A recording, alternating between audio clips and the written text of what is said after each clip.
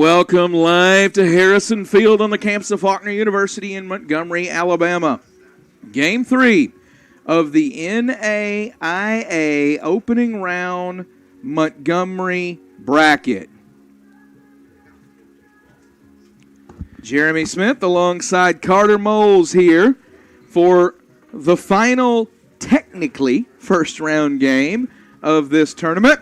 The Lions of Vanguard coming in at number 10 in the country against the Lions of Freed-Hardeman. Carter Moles, you can throw out the rankings. Vanguard number 10 in the country, and they've played very well this year out of the GSAC. Freed-Hardeman receiving votes, but we saw earlier Freed-Hardeman an 11-2 win over Our Lady of the Lake. These two teams match up, I think, very well. The biggest question I've got is how does Freed bounce back? They played a game in the heat, they had a couple hours off, and now they're back at it. Yeah, and you wonder what the benefit is that they've already been at this ballpark. They've been able to play a game on it, opposed to just taking some BP yesterday. And they've been able to get a game under their belt of seeing the ball come out of the release angle from the mound versus Vanguard, who they've been able to sit, relax in the hotel, watch baseball all day, and kick their feet up. We'll get you the info. Starting pitcher for Vanguard. Justin Graves is on the bump, the lefty. First one, grounded short. And a quick out for Justin Graves. Sophomore from Irvine, California. Product of Beckman High School. Enters with a 7-1 record, a 3.41 ERA. This is his 14th game played, his 13th start. He's pitched 71 and a third coming into this one. Allowed 59 hits. 36 runs, only 27 of them earned, though. He struck out 74, walked 24, allowed 14 doubles, 2 triples, 3 home runs. Will McCall to the plate here after the Zach Sanders grounder. We'll give you the lineup for Freed-Hardeman. Second baseman Zach Sanders led off. This is third baseman Will McCall. 3-hole hitter is first baseman Josh Sears. The catcher, Bo Simpson, is the cleanup hitter. That one fouled back. The DH, Vaughn Watson, bats fifth. The right fielder, Dom Pisano, sixth. The shortstop, Dylan Lott, seventh. The center fielder, Hunter Beecham, eighth. The left fielder, Christian Busby, batting ninth. Around the horn behind Justin Graves. Luke Arias is behind the dish. At first base is Joe Johnson. Second base is Matt Land. Third base, Omar Ortiz. Shortstop is Travis Aversa. Third, and then left field is Aki Buckinson. Center field is Landon Riker, and right field is Grady Connor. Ball and 2 strikes, now 2-2 as that one misses on Will McCall. Graves. The lefty peers over the fingertips of the glove to get the sign. Taps the left foot, plants, and fires. Did McCall check the swing? They'll say he did not. Ring him up, and Will McCall is retired. 2 gone in the Freed-Hardeman half of the first for Josh Sears. Sears was walked 4 times in game 1, 3 of those intentional. He got to swing the bat 1 time. It was a single. And faced a total of 9 pitches on 5 trips to the plate. Definitely got the Barry Bonds treatment in that one. And it worked out well for Our Lady of the Lake. Sears never able to come around and score off of the intentional walk. The one time he did score was on the walk he drew. That was 6 pitches of his 8 that he saw, or 9 that he saw. No balls and a strike on the All-American first baseman right now. That one misses away, 1-1 to Josh Sears. He's batting 1,000 in the tournament with that one single. 387 on the year, 20 homers, 52 RBIs, and a .512 on-base percentage. Graves gets the sign. Being very careful with Sears. He was working a little more quickly to Sanders and McCall. Delivers Sears straight up the chute. Johnson underneath it. Says he's got it, and he does. And Josh Sears is retired for the first time today. It's a 1-2-3 inning for Justin Graves. We go to the bottom half. No score. NAIA opening round, Montgomery bracket.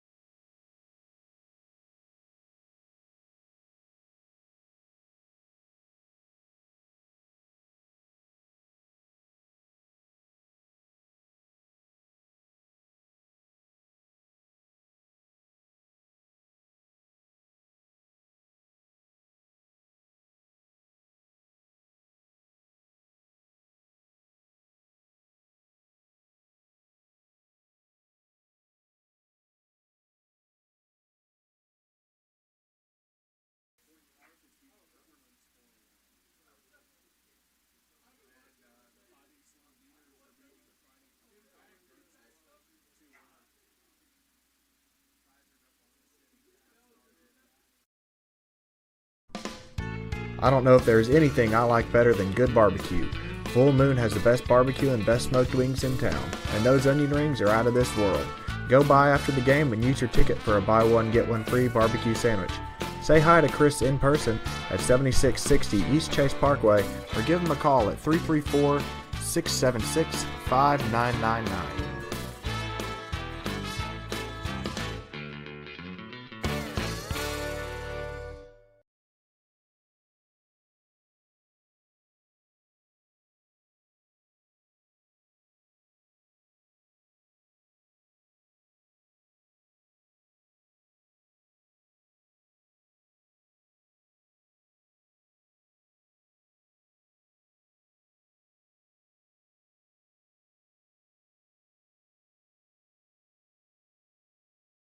Leading off for Vanguard here.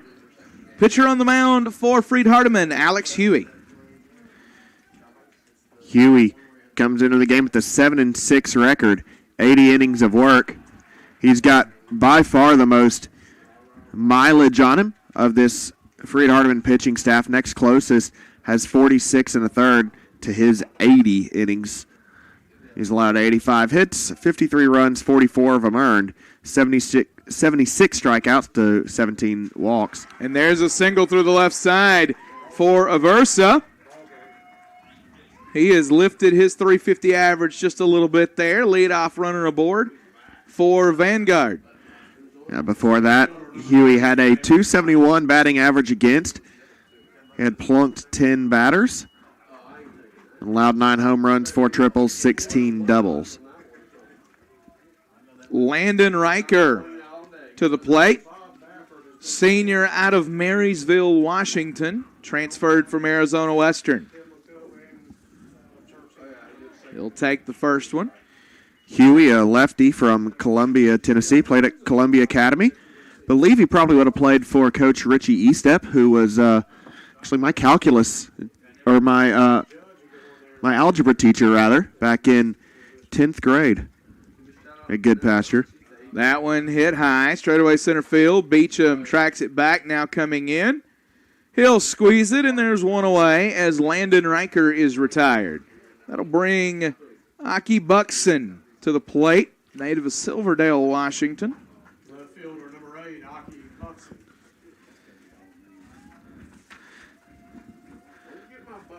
Buxton, the left fielder in the lineup. The defensive alignment behind Huey. Behind the dish is Bo Simpson. Josh Sears is at first. Second base, Zach Sanders. Shortstop, Dylan Lott. Third baseman, Will McCall. Left fielders, Christian Busby. Center fielder is Hunter Beecham. And the right fielder is Dom Pisano. Huey peers in. Sets. And the lefty delivers. That one will miss high. to Aki Buxton. Buxton hitting .336 on the year, 13 homers, 35 RBIs, and a .441 on-base percentage. Definitely a guy who is on the all-name team. It doesn't mean anything. It just means something to us to keep us entertained at times. Ball and no strikes on Buxton right now as Aversa with a modest lead at first base. That one fouled straight back. See emails starting to roll in. As soon as we get to a point in the action I can call you guys out, we certainly will. We appreciate you watching out there today. We've had lots of fun interaction and feedback from you guys. 1-1 count right now on Aki Buxton. Huey delivers. Froze him strike two. Nice breaking pitch right there. Umpire punched him out on strike two right there. That is a dramatic strike call. I think that's Catfish back behind the plate again. That's Kerry Day, I think. Is it? All right. Catfish umpire. 1 ball, 2 strikes. Huey delivers. Big cut, can't get it. Aki Buxton is retired, 2 gone for Omar Ortiz, the third baseman. Third baseman, number 9, Omar Ortiz. Ortiz, native of Las Vegas, transferred to Vanguard from University of Pacific.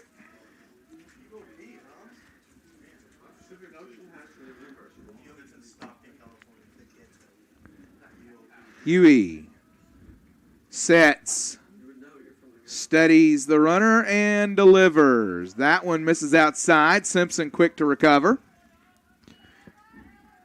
Really high energy in this game right now. A lot of fans traveled from Freed-Hardeman, and a really good number made their way over from California on such late notice from Vanguard. Ball in, no strikes on Ortiz. Huey delivers. Big cut that time. Ortiz can't catch up with it. .345 average on the year for Omar Ortiz. 11 homers, 50 RBIs, and a .379 on-base percentage.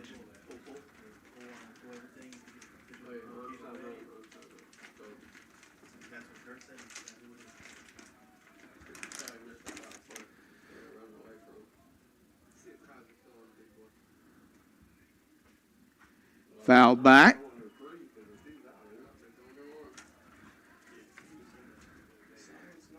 And this is a Vanguard team that has a lot of power throughout the lineup. They're number 19 in the country in home runs per game. They average 1.451 per. They've got 74 long balls. They've given up just 30. Ball in, 2 strikes on Ortiz. Huey delivers, chopper through the right side. Aversa will make the turn and now get back to the bag. First and second with 2 out now for Joe Johnson. Good base running from Aversa there. Nearly got hit by that pitch, but was able to keep his stride and then wisely held up at second and got back in time.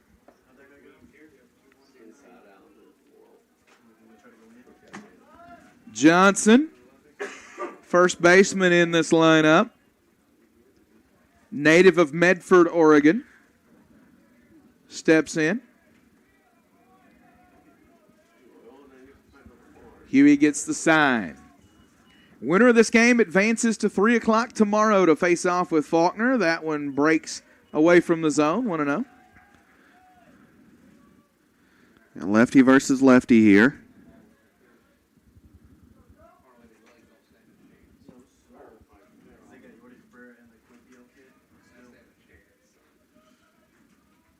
Johnson awaits. Huey delivers. Misses. 2-0.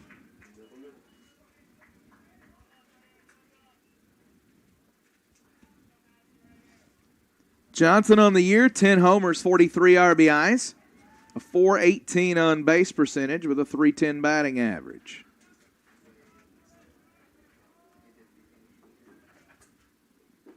As a club, Vanguard has hit 74 home runs They've driven in 359 runs on the year, and they've got a 311 batting average.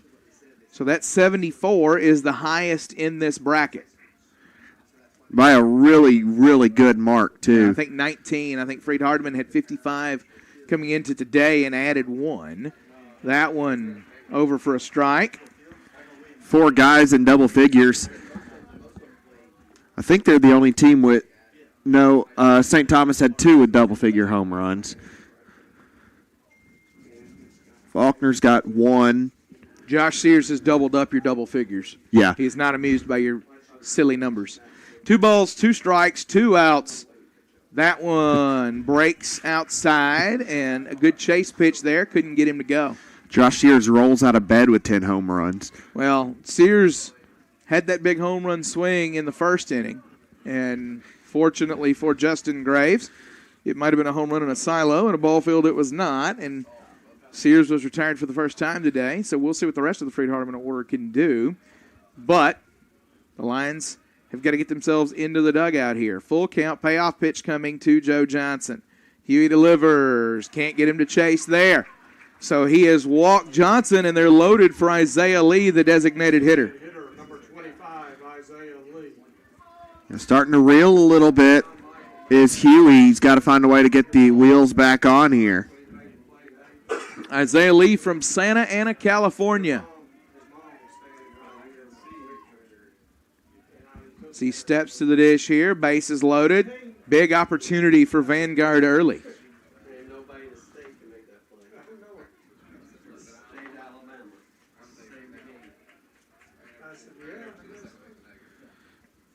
Johnson, 43 RBIs, 10 home runs. That one hit through the right side. That's going to get at least 1 home. Should score 2.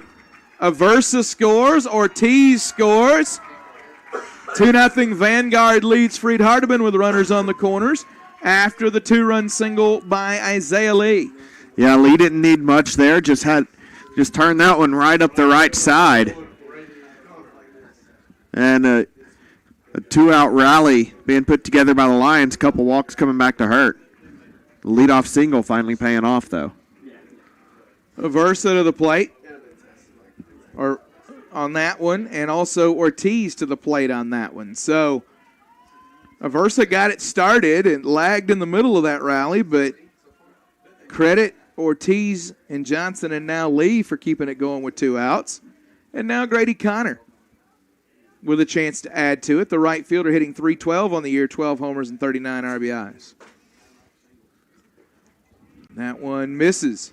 That pitch just not quite getting the zone, I think, the way Huey wants it to. Yeah, he's wanting the low outside corner. Not been able to get it yet today against the left-handed batters. See if he makes any kind of adjustment here. He's working more of the third base side of the rubber. And he keeps missing glove side. He'll get the call that time, 1-1.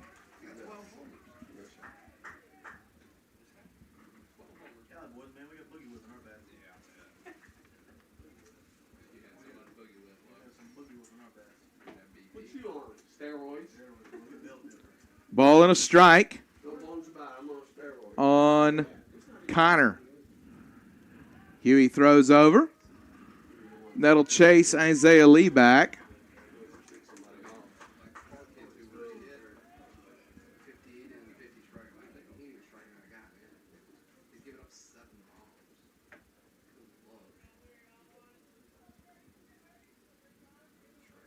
Huey delivers.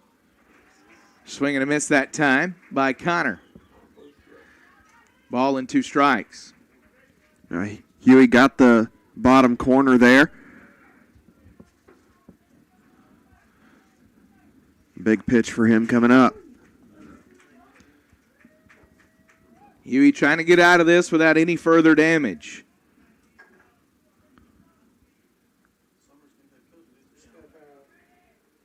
Now he delivers. Big cut, can't get it. That will retire Connor. So 7 men go to the plate. 2 of them score. Vanguard's up 2-0 as we go to the second NAIA opening round Montgomery bracket.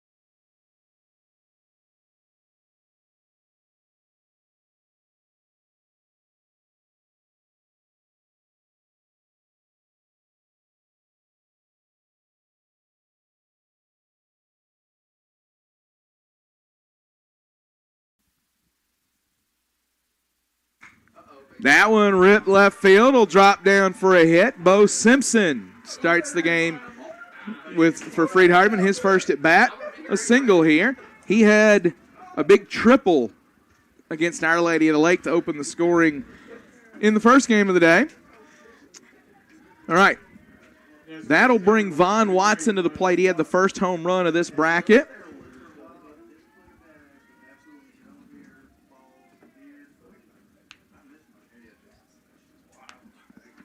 We give shout-outs here.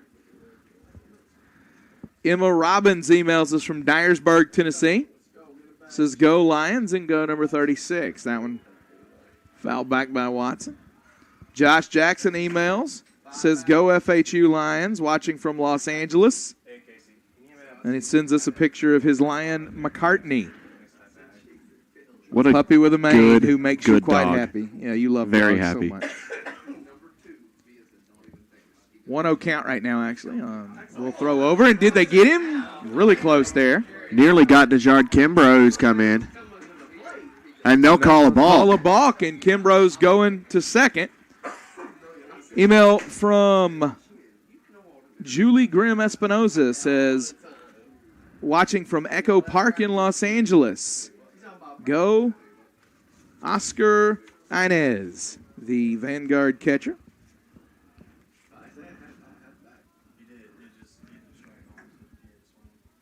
One ball, no strikes on Vaughn Watson. Time here.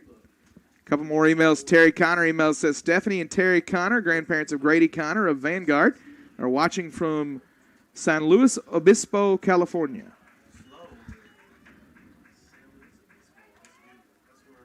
1-1, the count. Susan Langford email says, Langford family watching from Granite Quarry, North Carolina. Go Lions.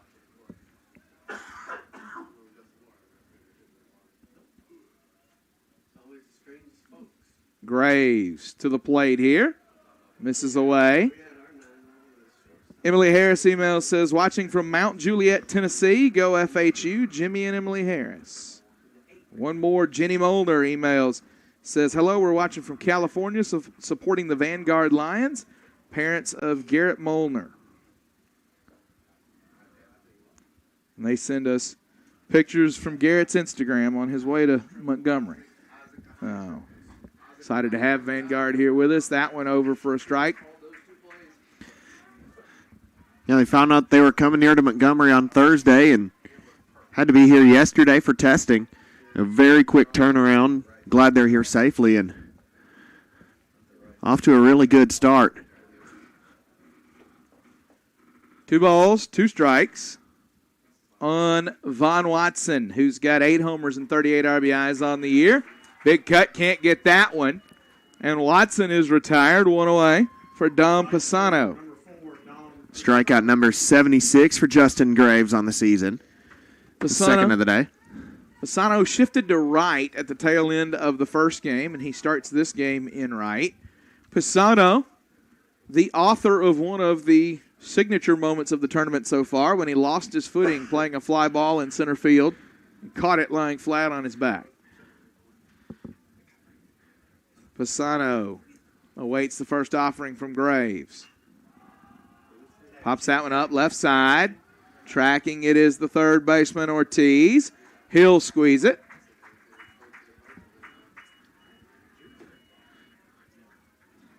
Good cover there by the Actually, Vanguard the shortstop defense. came over to get that one. Yeah, that was a Versa. Yeah, Versa came to get it.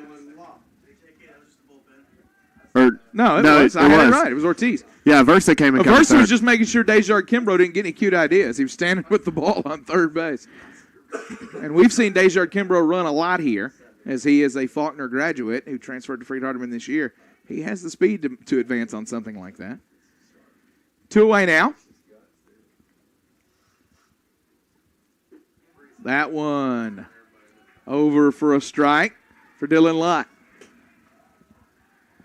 Emphatic strike call there from the umpire. You can make no mistake whether it was a ball or a strike. Sometimes these umpires have very meek calls on the strike, and you can't really tell. Don't worry. You will know in this game. Big cut that time. Lott can't get it. He's down 0-2. So Graves, a strike away from stranding that runner at second. Lott was 2 for 5 earlier today against the Saints.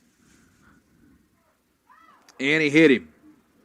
Now, that hit Lott hard. And he'll hop up. I think he may have dead-legged him a little bit on that one. Tries to shake it off. So Lott finds a way aboard, and that brings Hunter Beecham to the plate.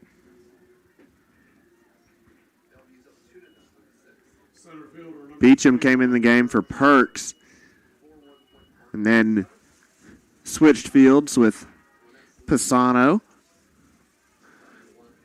late in that contest.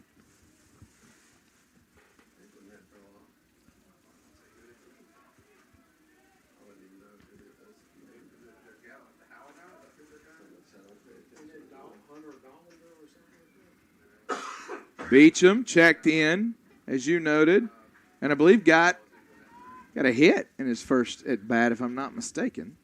No, he was 0 for 1, but he scored. I think it was a fielder's choice. Got on somehow, something, I don't know. That was many hours ago. That one ripped foul.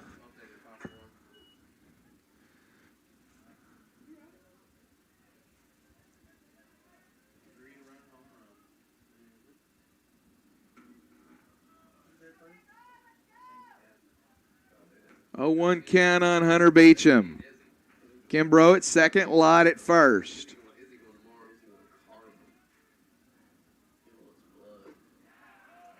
Strike 2 there on Hunter Beecham. If he can reach, Christian Busby would hit.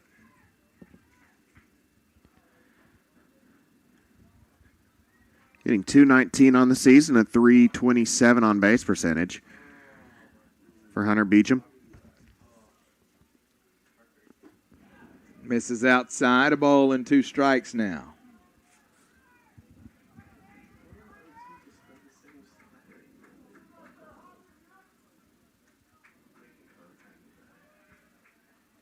One-two count on Beecham. He looks for a way to keep the inning alive. Give Freed-Hardeman a chance to cut into it. Big cut, can't get it. Beecham is retired. Graves has struck out 3 over 2.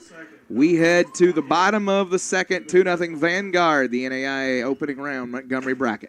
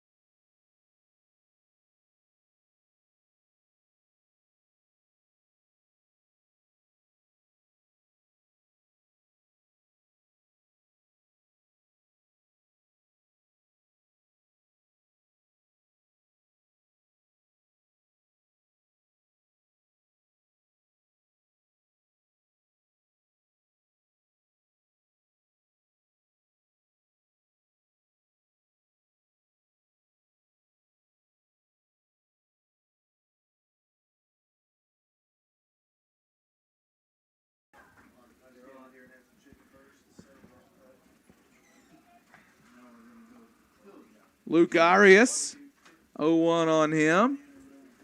I'll take on that one. Our scoreboard operator, Devin Trawick, is falling asleep over there, too. Doesn't matter now. Arias hits it high and deep. Left center field still going. Park barely holds it. Christian Busby runs it down on the track, and Luke Arias misses it by a couple of feet. That'll bring Matt Land to the dish. Second baseman, number 4, Matthew Land. Land from Eugene, Oregon.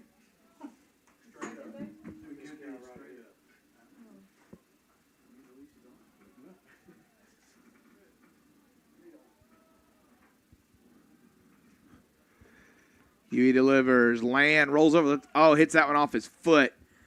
When you foul it off your foot and it rolls all the way to the second baseman, that was a pretty hard hit ball. Yeah, one look at him and it looks like that's all he does is put a ton of power on the ball every time up. 4 homers, 16 RBIs, and a .281 batting average for him on the year.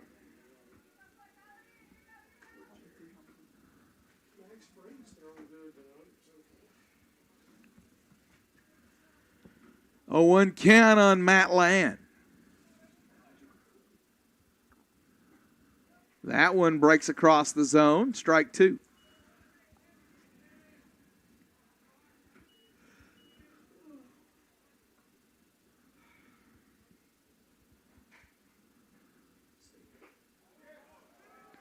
Land will take that one. 1-2. Tough pitch to lay off of there. Thought Huey was going to get the call. Land fouls that one back. Email comes in from Sebastian Ortiz, the brother of Omar Ortiz. He says, "Let's go VU from South Texas." Shout out to my brother. Ball and 2 strikes on Land as he climbs back in the box. Huey delivers. Froze him. Strike 3. Matt Land's retired. 2 gone in the inning. Back to the top of the order in Travis Aversa, who started the first inning with a single and came around to score. Yeah, Huey went with what he thought he had gotten the strikeout pitch on earlier and got it that time. We'll turn over the lineup. That was number 8. That was a catcher. That one misses. The ball and no strikes. It's a leadoff hitter.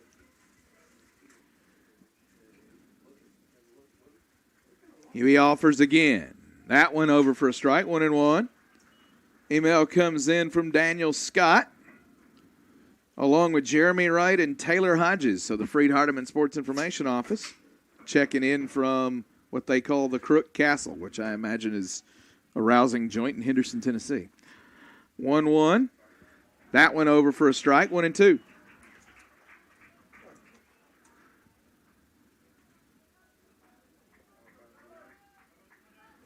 Ball and 2 strikes. Huey tries to dispatch of Aversa, get his team in the dugout. That one breaks wide of the zone. 2-2. Pat Sanders emails. Says, "Go Zach." Speaking of Zach Sanders, the Freed-Hardeman second baseman from historic Franklin, Tennessee.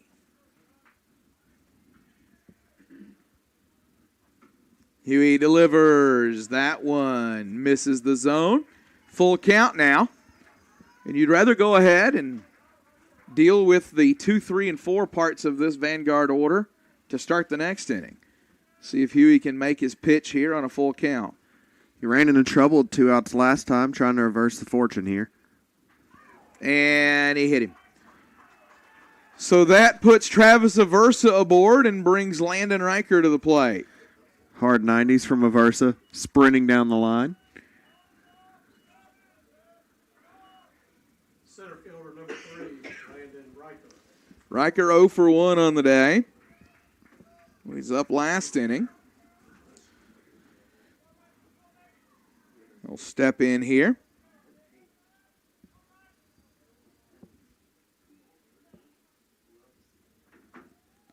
Huey kicks and delivers. That one misses high. Victoria Betancourt email says, "Let's go Lions." Shout out to my nephew Aaron.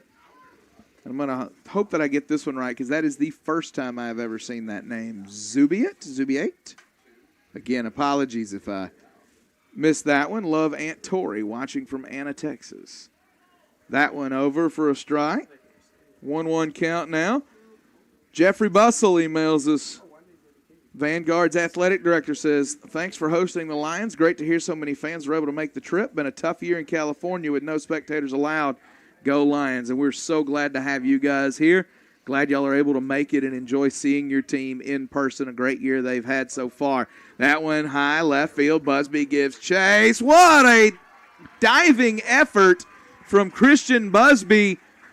And that will end the inning. So Huey gets a little help from his friends. We go to the third, 2-0 Vanguard, the NAIA opening round, Montgomery Bracket.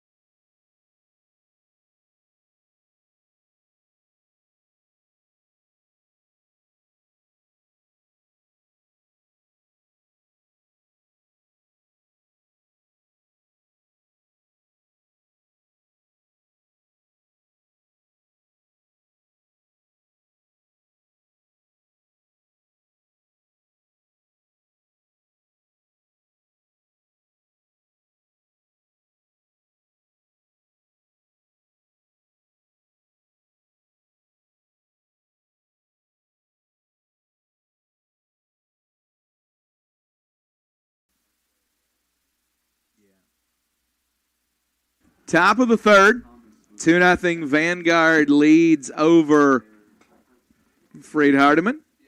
Christian Busby made the nice catch to end the bottom of the second. He gets to lead off here in the third. 0-1 count on him right now. Graves 23 pitches through the first two innings. And Busby chases that one. He's behind 0-2. Busby 1 for 3 with 3 RBIs. No balls, 2 strikes. Graves delivers, misses away. And the 11-2 win over Our Lady of the Lake. Catherine Crabb emails us, says, watching from the softball opening round in Missouri. Go Lions and go number 7. Be Alex Huey, who's on the hill. Christian Busby, big cut, can't get it. He's retired. It's going to bring Zach Sanders to the plate, back to the top of the Freed-Hardeman order. Sanders is 0 for 1. I believe this is going to be the Lankford family. I think we established earlier that that's Concord, North Carolina, home of my favorite band, the Avett Brothers. But an email comes in from Grampy and Granny from Concord, North Carolina. They say, go Lions. Sanders, with 1 away in the inning, awaits the offering from Graves. That one's over for a strike. Guys, I'm trying to catch up with you as we go here. Be patient as we have had a flurry of emails coming in. You guys all watching tonight. We really appreciate that. No balls and a strike right now on Zach Sanders as Graves kicks and fires. That one just misses the zone. Phil Brewer emails and says, Phil and Betty Ann watching from Murfreesboro, Tennessee.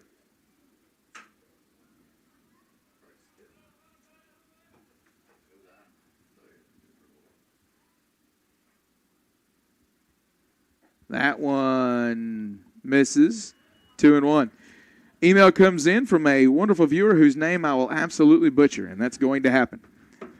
Just going to spell it for you when I get time here. I'll take I'll take pronunciation guides from around the room. Big cut on Zach Sanders that time. Makes it 2-2. So last name on this one, Carter Moles, is Kasprzycki.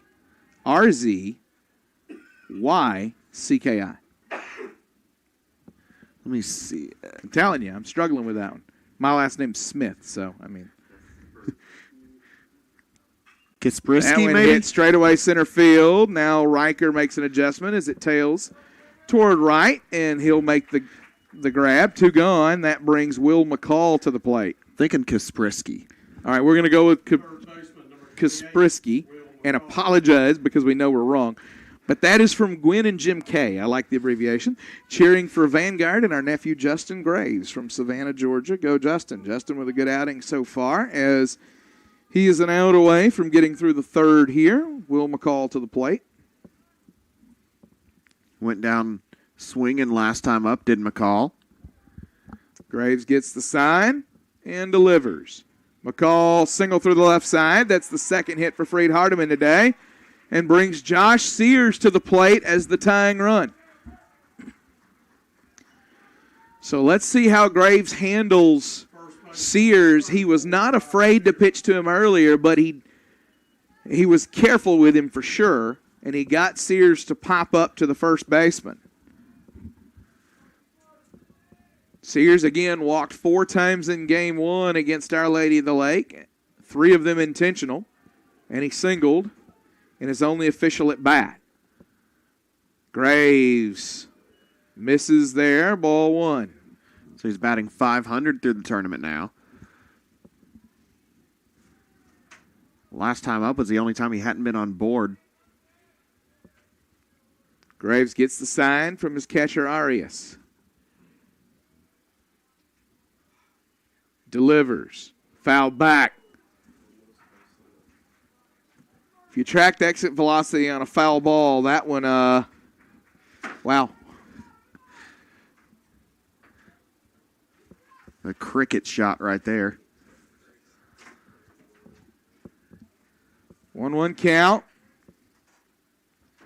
on Sears. Graves delivers. Misses away. 2-1.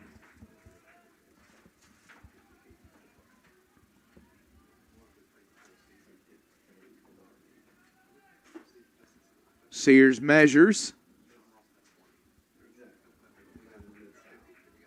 and sets as Graves comes set to offer the 2-1 to Josh Sears. Nice pitch that time. Got in on the hands of Sears and caught the corner as it crossed. 2-2.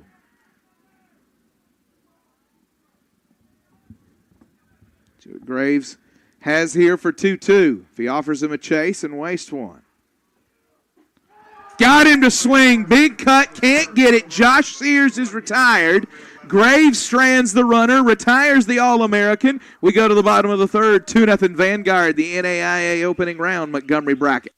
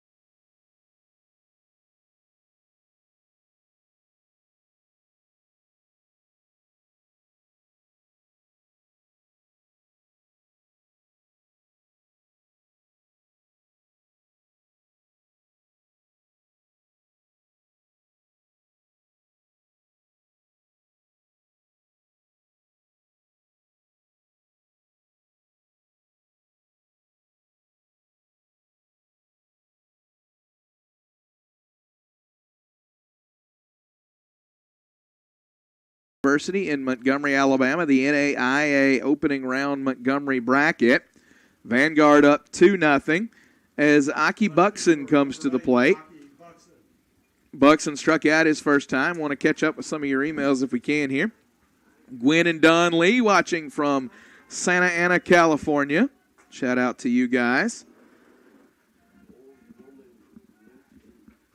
Huey delivers. That one misses. Ball and no strikes. Heather Robertson emails.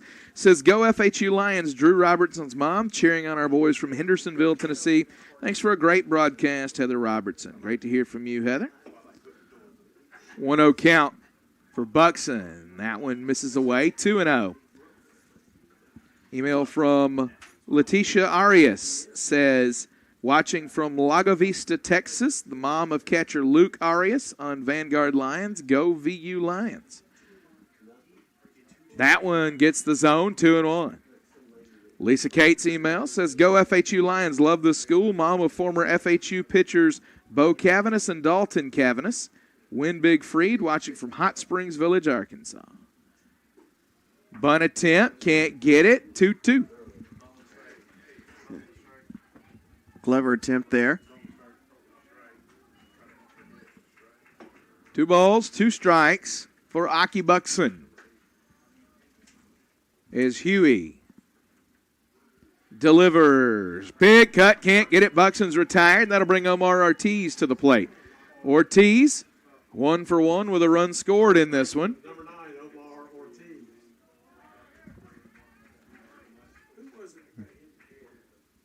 Third baseman also made a nice grab over in foul territory. Email comes in from Tanya Reeves as Huey offers the first pitch. Straight away center field, going to chase Beecham back. Still going, still going, still going. Just shy of the wall. Caught it off his shoe top. We got a couple fans over the wall out there watching. No, I think that's actually... Is that our photographer? Yeah, it's our photographer. He's creative. I'll give him that. He's trying to find a way to get outfield pictures. It frustrates him that he can't get any. Get better, Tay. That's the answer to that. Joe Johnson to the plate now with 2 away.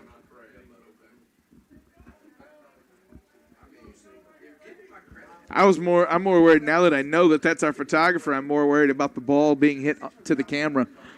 Tay will heal, but I don't know that the camera will. That one misses away. I weigh the cost of lens repair versus the cost of a copay. That's kind of how I look at it. 1 ball, no strikes. You need to text Tay, how's your insurance? Yeah. Joe Johnson walked his first time. He fouls this one back, 1-1. Email comes in from Tanya Reeves. Says, hey, this is our awesome son, Tommy. She sends a picture of him posing and enjoying a moment with the Golden States Athletic Conference trophy. We'll finish that email in a moment. That one flared left center field, going to get down for a hit. And now get to the wall. He's going to round and head to second, and it's a double for Joe Johnson, who's been a tough out now. That brings Isaiah Lee to the plate. He's 1 for 1 with a couple of RBIs, drove in the only 2 runs of the game so far, and a 2-out opportunity for him again. That was the 9th double of Johnson's season. So the email from Tanya Reeves says, this is our awesome son, Tommy. He's been playing baseball since he was 3 years old. Mom and dad and brothers are watching from his hometown. Again, I'm going to try to get this right. I need Mike Correa on all California town pronunciations. YUCAIPA. YUCAIPA is what I got here. That one thrown over and retired. Mike Correa is going to give us the pronunciation. I'm going to get it right. He says Yucaipa, California. He's a California native. I'm going to trust him. So watching from his hometown, Yucaipa, California, where he won the CIF title in 2018, Tommy's whole family, all over SoCal, is streaming and cheering him on. Go Vanguard Lions. We'll keep it here during the break, Carter Moles. Catch up with some emails and maybe a couple dog pictures because we know you love your dog pictures. Absolutely. Jenny Molnar emails. Thunder and Titan are Garrett Molnar's puppies. There they are. Oh, good dogs. Good boys. So she says his twin sisters, Julie and Sierra, are watching from La Habra, California. Email comes in from Van Quentin Kallenison. Again, guys, it's late and it's going to happen. From Bells, Tennessee. An FHU baseball alum from 82 to 84. Says, go Lions. Email from Kate Huey. Says, shout out to my brother Alex Huey, number 7 for the FHU Lions. His little sister loves him, watching from Columbia, Tennessee. Denise Roberts emails and says, go Freed. Austin Hyde emails, says, shout out to all the FSN workers who do so much behind the scenes to make this happen.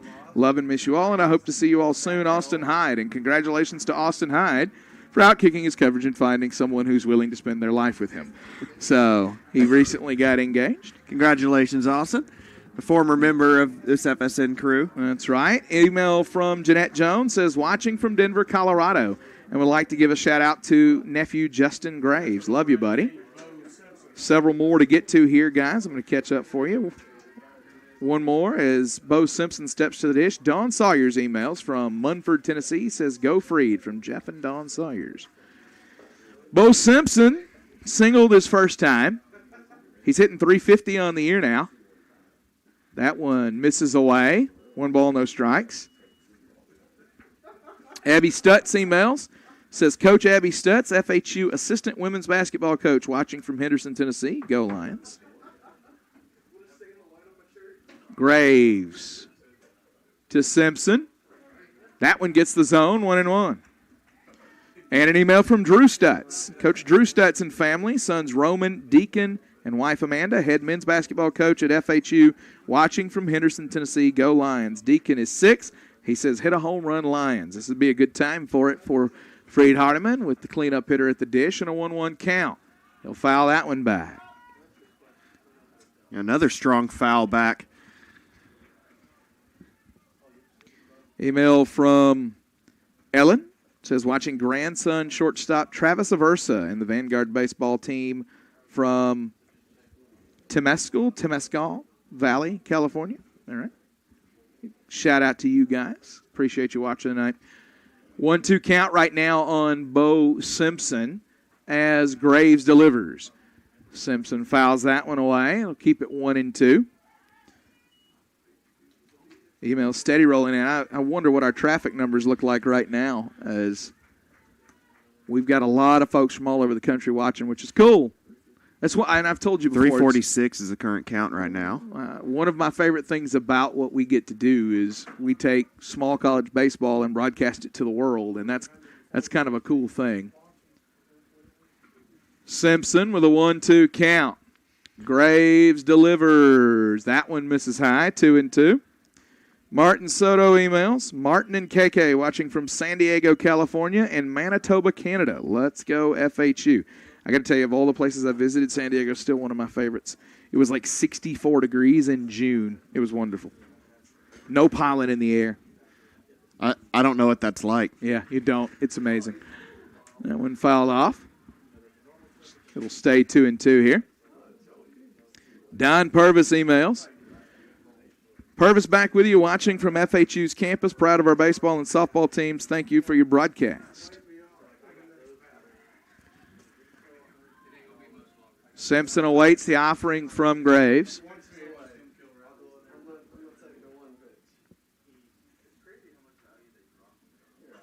He'll foul that one away. Nice battle here. Dave Smith emails. Says, love that Aversa kid swing on Vanguard. I remember his dad was a professional baseball player that played in the Cardinal organization. Solid baseball family. David Smith from San Clemente, California.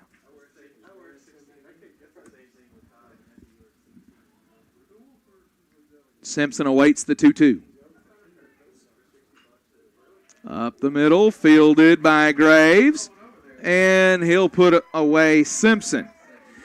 Looked like for a second he was just going to try and beat him to the bag from the... The catcher was a little quicker than I think he realized. But Graves made sure he got himself an easy target on the throw. Barbara Nesland emails as Von Watson comes to the plate. Barbara Nesland says, watching from Turon, Kansas, cheering on the Vanguard Lions and my cousin number 3, Landon Riker.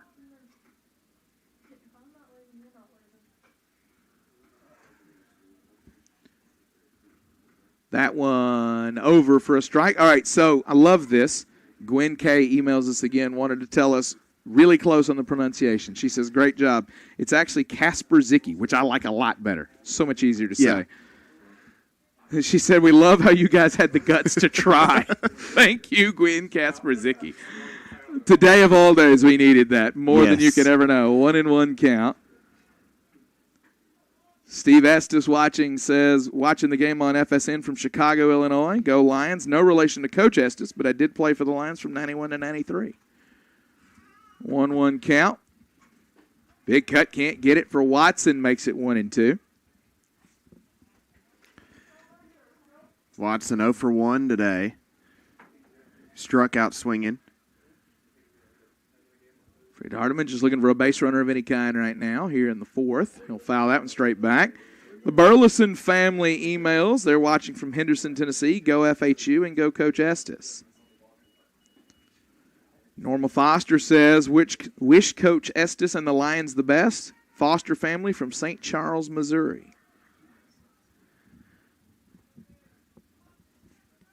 Watson was 2 of 5 yesterday, or earlier today. Feels like yesterday at this point. 2 balls, 2 strikes on him right now as that one misses away. Connie Walton, FHU alum, watching from Corinth, Mississippi. She says, go FHU Lions. Lane Brown emails from Trenton, Tennessee. He says, go FHU. 2-2 count. Graves to Watson. Can't check it. Rings him up. He's retired. 2 down for Dom Pisano. Second time Graves has gotten the better of Watson there. Second strikeout, both of them swinging. Stacy Huey emails, says, love watching number 7, Alex Huey compete. Sitting love from Columbia. That's his mom. Right fielder number 4, Dom Pisano.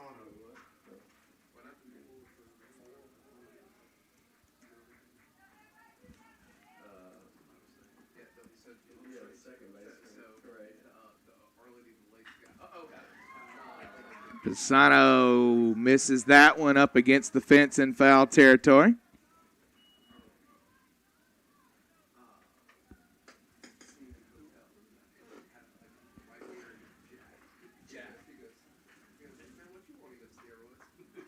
No balls and a strike on Pisano. That one misses away. Here's an interesting email for you. Tim Estes, who emailed us earlier, former Faulkner catcher. His brother is Steve Estes, who just emailed us, the former Freed-Hardeman pitcher. Another fun fact for you here in just a minute is the pitch is coming from Graves on the 1-1. He fouls that one back. So Steve Estes is on the board at Freed-Hardeman.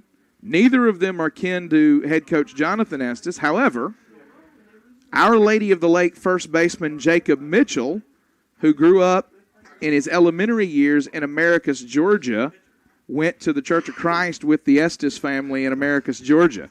So there's one for you. 1 ball, 2 strikes. That one ripped foul again by Pisano. Well out of play.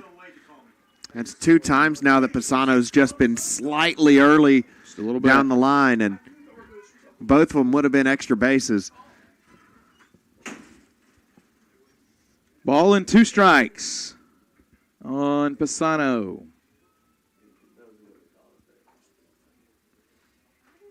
Big cut, can't get it. Pisano's retired. That'll end the inning, get us to the bottom of the 4th. I'm going to keep you right here and catch up on some of your emails. Mike Acosta email says, shout out to Jacob Farmer from his Nino in La Mirada, California. Tom Armenta emails and says, Michelle and Austin Armenta watching from Anaheim, California. Go Vanguard Lions. Anna Kate Norton emails, says, cheering on our boys from Missouri while we are chilling in our hotel room. Lady Lions softball still on rain delay. There's yet been a game played for our national tournament, but go Lions, especially number 1 D'Lo and number 4 Dom. Sincerely, Sophie Donovan and Anna Kate Norton. Mark Ogren emails us, says, Weird Uncle Yogi watching Travis Aversa from Port Townsend, Washington. Go Trav. Speaking of weird uncles, Jerry Green messages in, says he's watching from over my right shoulder. Again, the call is coming from inside the house. So Bill Wise emails and says, "Go VU Lions, friends of Joe Johnson's parents in Goodyear, Arizona. Thanks for the great broadcast." Susie Reeves, shout out to their grandson, says, "From Susie and Larry Reeves watching from Redlands, California. Go Vanguard, go Tommy R." A few more for you here. Shelby Maddox says, "Watching from South Haven, Mississippi. Shout out to VJ Vincent, FHU's best grad assistant and pitching coach." Our American Patriot, the guy who emailed earlier with the picture of Captain America, so Steve Rogers, emails us, says, "Jeff, Lori, Rancine, and Jim Johnson, parents and grandparents of Joe Johnson, watching from Goodyear, Arizona. All those VU boys are a great group of young men. Best wishes, boys. Let's go VU." Couple more here for you as Grady Connor leads off. Huey delivers, misses inside. Nearly got him. Grady Connor dodged out of it. Joe Contreras email says, "Hi, y'all. This is Joe Contreras, the student play-by-play broadcaster for the Vanguard Lions. Great job on the broadcast, and let's go VU Lions. Watching from Stockton, California." And he helps us out here. He says, "By the way, Aaron's last name is pronounced Zubiaudi." I can get it now. Zubiaudi. The end is kind of like naughty. You'll never forget it now. No. So, Layla Ortiz emails and says, "Watching Omar Ortiz from Las Vegas. Layla and parents, go Vanguard Lions." Guys, thank y'all so much for reaching out and letting us know that you're out there and who you're watching for and cheering on your team. We like nothing better than small college baseball and to be able to promote these athletes in some way. So it's a lot of fun to get to do this. Grady Connor, 0 for 1 with a strikeout here. He's got a 1-0 count. Hitting .310 on the year with 12 homers and 39 RBIs. Went down swinging last time up. 2-0 count. Huey delivers, fouls it back. So the count changed, as I was telling you, because our live stats takes a long time to update. Shout out to, this is from Molly McDowell, shout out to Maddie Luna, who's doing the Vanguard social media from California. Thanks, Jeff Melton, for the videos from Molly McDowell. That one ripped right side, hooking and foul.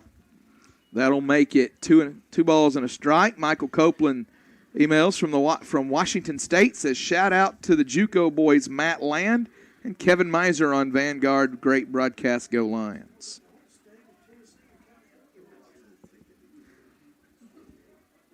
Two-1 or 2-2 count is what I'm seeing on the board. 2-1 count's what I'm seeing on my stats. Which one's right? 2-2's the right count. Yep, it is, because that's a big cut. He can't get it, and he's retired. Center fielder. That will bring Luke Arias, the catcher, to the plate. Number 2, Luke Arias. Katie Brewer emails and says, "Cheering on our cousin Joe Johnson. We're so proud of you and the team. Go Vanguard U. Love from your Oregon fam, the Brewers." Arias, 0 for 1. He'll take that one for strike one. Email comes in. I don't have a name here. Looks like Lyle J8 is what's showing up on my end. It says as Arias is retired there. 2 gone for Matt Land. Go Vanguard. Reliever Anthony Castillo from his mom, stepdad, and brother watching at home in Anaheim, California. Home of the guy who's still the reigning undisputed best baseball player on the championship, on the planet, rather, for the next couple of years at least. Yeah. Yeah. I don't think it's an argument yet. No. I think there's a couple of guys that could get in that conversation, but it's still Trout until he decides it's not him anymore. Like when metrics are created and the metric is tested to see if it's actually good or not by, is Trout at the top of the list? The metric is Trout, like, period. That one misses, 2-0. Matt Land struck out his first time after a decent battle. He's got a 2-0 count on him right now. He'll foul that one off. Did he get his foot again? No, I don't think he did that time. Margaret Good emails. Nana from Naperville, Drew Robertson's Nana, shouts out, "Go FHU Lions. Keep up the good work, broadcasters." Well, thank you so much, Nana. 2-1, the count on Land as he steps back in, and Huey gets the sign.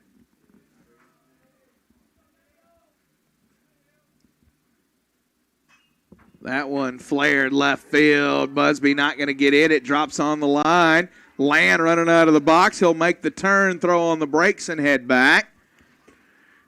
So Land with a 2-out single turns the lineup over, and Aversa back to the plate. He's 1 for 1 with a run scored. Yeah, smart decision from Land there to hold at 1. Didn't get the best jump out of the box, but you'll take the base hit and let the top of the lineup try and bring you home with 2 outs. 2-1 is still on the board, so our scoreboard operator's got to clear it. He's had a long day, too. That one over for a strike for Travis Aversa.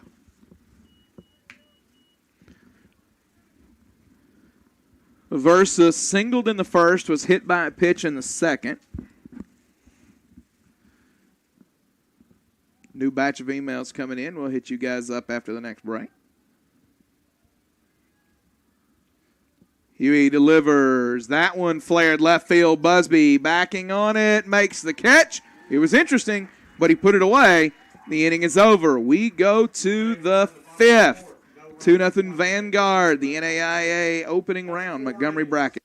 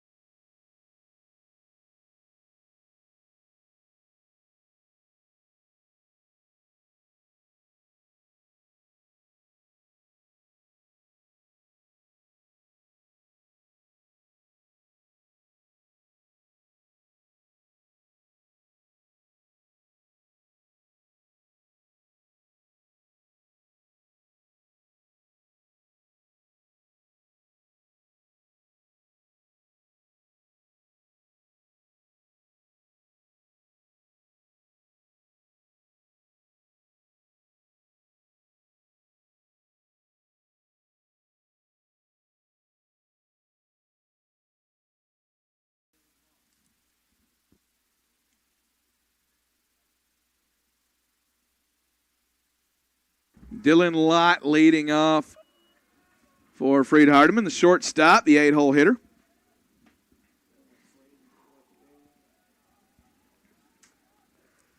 One ball, no strikes on Lott. He'll rip that one left field, but right at Buxton. One gone. Hunter Beecham, the center fielder, to the plate. 7-8-9 due up this inning. Email comes in from Jeff Brown. Says, go Freed-Hardeman. Good job on the broadcast. Thanks to Faulkner University for streaming these games. Watching from Trenton, Tennessee. Jeff, Lisa, Jesse, Lane, and Justin Brown.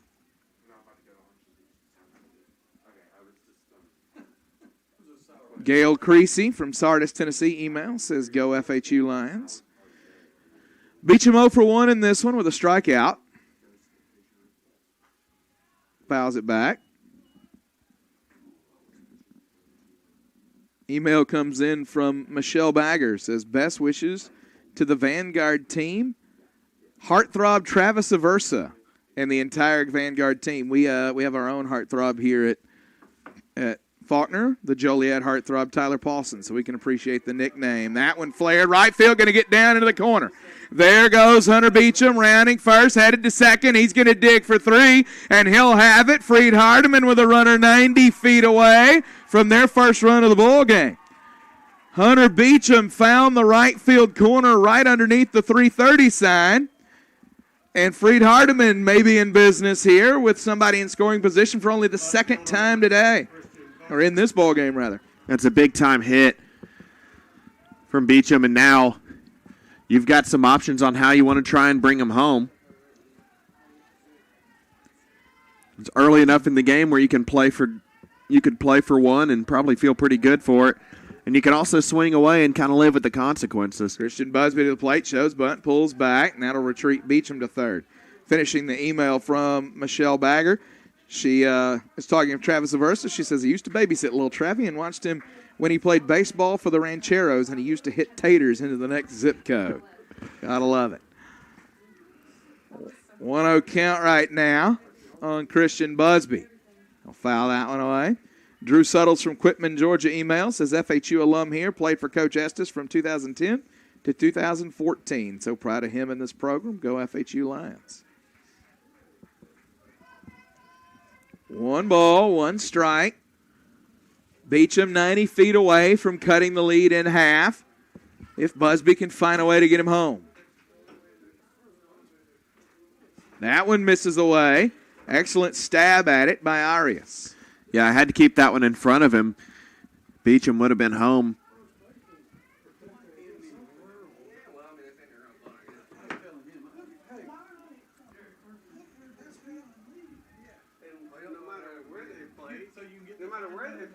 Graves delivers high up the chute. That won't get it done.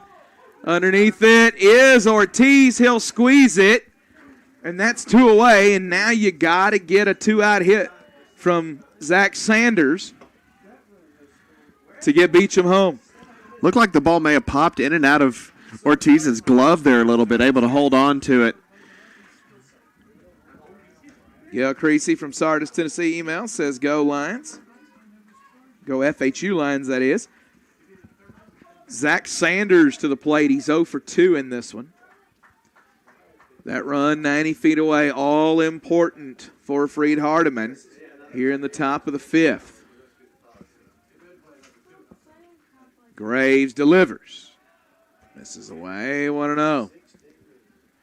Milton Edwards says, fan of FHU, y'all are doing a phenomenal job on the stream. Y'all truly excel at calling in AIA games. Hey, thanks, buddy. Big game for both teams, cheering the team on. Back from Memphis, Tennessee. Best of luck to everyone in the booth. Hey, that's appreciated. We need a little good luck sometimes. 1-0 count. Graves delivers. Misses away 2-0. Irma Lopez email says, go Vanguard. Shout out to my grandson Jacob Farmer. Love you from Chiquito. Love Grandma Irma from Norwalk, California. 2-0 count on Zach Sanders. He looks for a way to get Beecham home. Misses away again 3-0. Yeah, Sanders 1 for 6 through the tournament so far. So he's missed arm side on all 3 here. Let's see if he comes in and challenges Sanders on 3-0. And if Sanders surely is taking here. Yeah, the bat's got to be decorative in this situation. It is. That one's a beautiful strike. He lays off of it, 3-1. Now everybody's where they want to be. Jake Mellenthan emails us from Mexico City, Mexico. Says, such an amazing host site, an incredible experience. Faulkner had an amazing time in 16, but this time around finished what we couldn't, VU. Cash and Grady, love you boys. Good luck. Jake Mellenthan, former Vanguard player. 3 balls and 1 strike was the count, and Graves missed again. Did he? Nope, he got it. 3-2. I thought. Yeah, he got a piece of it. So Sanders was tying his shoe there. Fair enough. I was like, what's going on here? This is a big moment, big pitch for Graves. Gets the sign and delivers. Fouls it back. McCall spoils that offering from Graves, who's trying to climb the ladder all the way out of that 3-0 hole to retire McCall, strand that run 90 feet away. It's Sanders still at the plate. Yeah, Sanders. Listen, boys, lots of hours of broadcasting today. McCall on deck, Sanders at the plate. Trying to strand Beecham 90 feet away. Graves comes set. Kicks and fires. Froze him. He thought it was ball 4. Umpire rung him up. Sanders is retired. Beecham is stranded. Vanguard still leads 2-0. And we go to the bottom of the 5th. in AIA opening round Montgomery bracket.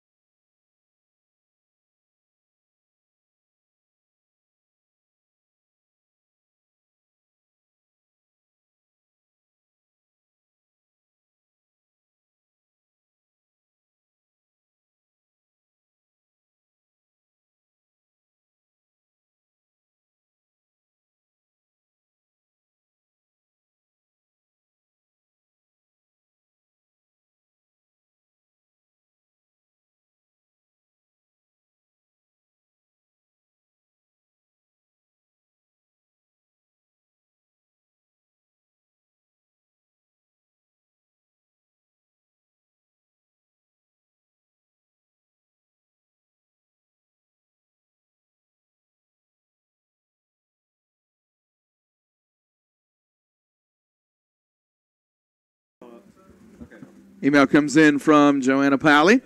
Says, cheering for the Lions and my nephew Joe Johnson. Great coverage, and thanks for the play-by-play commentary. Listening from North Bend, Oregon. Email from Linda. We going with Virus there? V-I-R-E-S? Virus? Vires? One of those has to be right. Email says, watching again tonight. Battle for the win, Lions. One more before we get started with this inning. Christine Land email says, go Vanguard Lions, and Matt Land from his grandparents, Nana and Chemo. Parents and sister Ashley of Eugene, Oregon. Great job broadcasting. Landon Riker leads off the inning for a Vanguard. Huey puts that one just out of the zone. 1 ball, no strikes. Riker's flown out twice tonight. Brenda Estes email says, go Lions, and Coach Estes, mom and dad watching from St. Charles, Missouri. 1-0 count to Riker. Huey misses away 2-0. Olivia Wilson email says, watching from Redlands, California, go Vanguard. A special shout out to our favorite player, Tommy Rodriguez, from Olivia, Gina, Fletcher, and Matt. That one over for a strike, 2-1. Jeanette Jones email says, sending an email on behalf of Justin Graves' great uncle Art, watching from Kona, Hawaii. Go Vanguard Lions. Save some room for us in Kona. One of these days when the world's less crazy, I'd like to visit there. 3-1. I know once these seasons are over, I'm finding water somewhere. Some beach somewhere. Strong chance that volleyball coach Tori Renda will be near, as she likes all of the waters. Also a Freed-Hardeman graduate, Tori Renda. That one misses. And Landon Riker with a leadoff walk. Huey now going to have to regroup and find a way to strand him with 3-4-5 coming up. Aki Buxton to the plate. He struck out twice. Mark Reynolds emails. Says, Reynolds family watching from Halls, Tennessee. Go FHU Lions. Go number 18. That is Bo Simpson. Wish we were there with you. That one bunted foul, so 0-1 count. Big upset just came through in the Williamsburg bracket. Number 1 seed Cumberlands from Kentucky falls to Point Park 6-2. So Cumberland's fighting for its life tomorrow. The first 1 seed to go down. No balls and a strike to Aki Buxton. That one misses, 1-1. Michelle Teague says, listening in from Huntington Beach, California. Thanks, guys, for the great broadcast. These are long days for you guys, but we appreciate the quality of the broadcast and the play-by-play. Good luck the rest of the regional. Go VU Lions and go Vols. Mike Teague, Associate AD, Vanguard University. 1-1 count. Huey delivers. Rip down the left field line. Fair ball. High hop there as Busby comes to get it. Riker slides into third on his belly. Buxton heads up base running to second. Second and third with nobody out now for Vanguard as Omar Ortiz comes to the plate, and they have a chance to add to this lead. Yeah, nice rip down the line, and I think it may have hit in the foul territory after it already established itself as fair. Hit the foul territory, cut of the grass, and bounced back in. Email comes in from Katie Beth McCarthy. Says, watching from home and cheering on the best PA guy in the business, Joel Best. It was in the name, literally. She says, so grateful for the best online crew, Jeremy Smith, Carter Moles, Ethan Forsman, and all the other awesome students working so hard this week. Love that Faulkner coaching staff, too. Katie Beth McCarthy, uniquely interested in this regional, is she is an alum of Freed-Hardeman and the wife of Faulkner coach Patrick McCarthy. So, and I think indisputably the biggest Faulkner baseball fan there is. Yeah, it's not even close. Yeah. 1 ball, 1 strike right now on Omar Ortiz.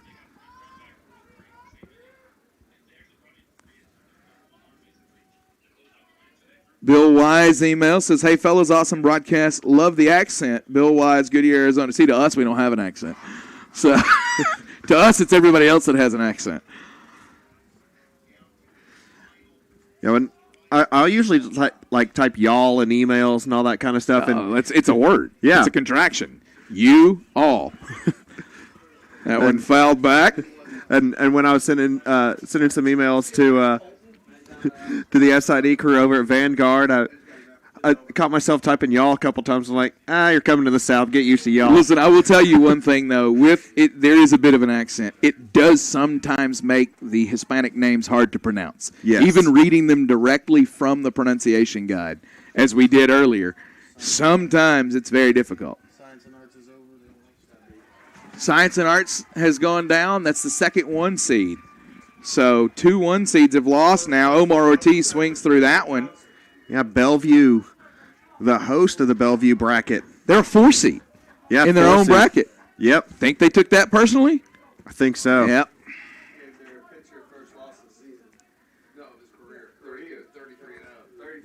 Wow. Science and Arts goes down, and they'll fight for their lives tomorrow. Joe Johnson to the plate. He has walked. He's got a base hit, a chance to drive in, 1 or more now. That one misses 1-0. Josh Weeks emails, says, watching from Florence, Italy. Just wanted to say, even though you don't play like ever, we still love you. To Elijah Weeks from Josh Weeks' brother, VU alum 2020. Even though you don't really play. That's awesome. That is one of my favorite emails of the day. That one over for a strike, 1-1. Randy Tucker emails, says, greetings, cheering on the Lions of Freed-Hardeman from Knoxville.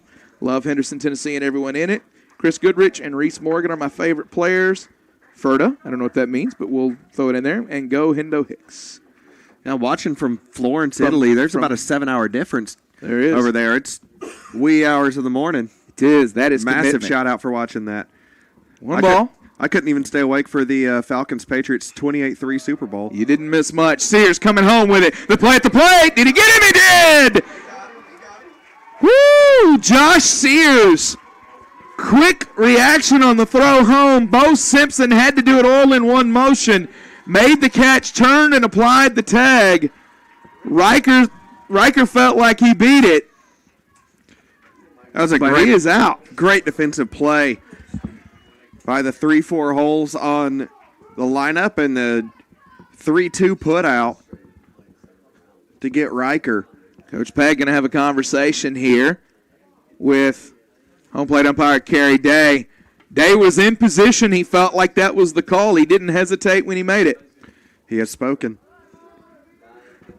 Micah Munson email says, hey, guys, great job on the broadcast. Watching our boy Travis Aversa flash the leather from the stand in Irvine, California. Got a French dip cheeseburger waiting for you when you get back. Keep the bats hot.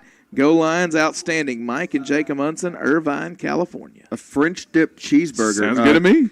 Can you send one our way? I don't know. 5345 Atlanta Highway. I don't know how it would keep over this distance. Huey over for a strike. I'll split the shipping with you. There you go. Jenny Molnar email says, thank you for all your hard work, Lions country. You all are doing great. She's got our apostrophe in there. We love listening from La Habra, California. Go Vanguard Lions. And she put the subject there. Great job calling the game. Thank you so much, Jenny Molnar, for your words of encouragement. No balls and a strike right now on Isaiah Lee. 1 for 2 with a couple of RBIs. Trying to get a run home here. That one over. 0-2. So Huey got a chance to wriggle off the hook here. 0-2.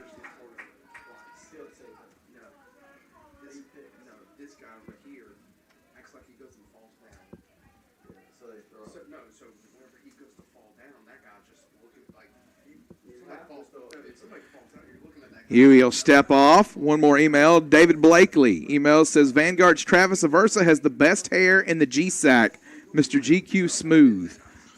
It's Candace from Fountain Valley, California. Double steal. They'll throw home. Simpson going to chase him back. They cover at home. The rundown continues. Sears is at the plate now, and they'll tag him out. So they went with the delayed double steal. Freed-Hardeman scouted it well. The rundown retired him. And somehow, second and third, nobody out. Huey gets out of it without a run scoring. Woo! We go to the sixth. 2-0 Vanguard, the NAIA opening round, Montgomery bracket.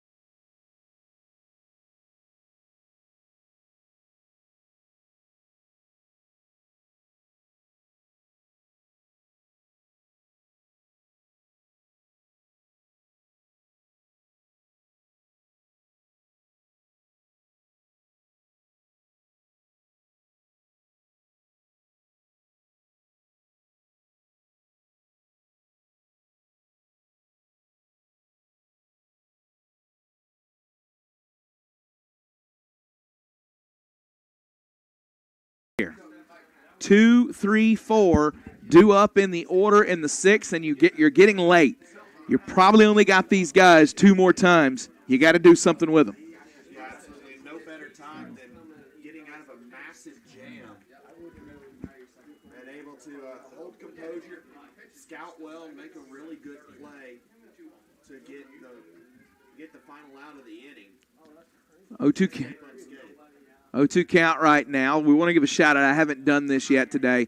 I'm going to give a shout-out to Talladega's baseball coach Marcos Dominguez for agreeing to come down and be our site supervisor this week. It's been a joy and a pleasure to work with Marcos so far. We're excited about the Tornadoes coming into the conference next year in the SSAC. They'll be a big addition in all their sports. Really competitive, especially on the basketball, baseball front. Really, really good team. And they're adding football, which is interesting. Yeah, I've seen some rumors of that too. I don't know if there's an official word. Oh, no. I've watched interviews with the president. They've launched an exploratory committee, and they intend to have at least club football within the next 2 years with a chance to go full by 2023. No balls, 2 strikes. I'm just certain that those are in talks right now. Oh, high fly ball, deep left field. That's a no-doubter. That is gone. Will McCall. Solo shot, cuts it to 2-1. Will McCall. Will McCall with a shot, and the umpiring crew is trying to get Freed-Hardeman to get back in their dugout. Good luck controlling it. They just hit a solo shot in the sixth to cut the lead in half against the number 10 team in the country in the opening round. And control your emotions, college guys. Will McCall just got a cowboy hat donned on it. Taylor Hodges, text me with what the cowboy hat is. And it's some home run celebration, obviously, because I saw it earlier today. But what's the origin of that? I need to know this story. Give me the scoop, Taylor. Taylor Hodges, the SID of Freed-Hardeman, actually used to be here at Faulkner. Was in my job before. Yeah, and you and Taylor have become pretty good buddies. Oh yeah. So an absolute shot from Will McCall. And again, if you're out there, Taylor Hodges, what is the origin of the cowboy hat celebration? Speaking of cowboy hats, here's a dude. The baddest dude in the West. I'm telling you, Josh Sears to the plate. Graves has gotten him twice. He got him to pop up to first, and he struck him out. And I'm going to say this about Graves. No fear in the way that he's handled Sears. He's been careful with him. He's been respectful of what he can do.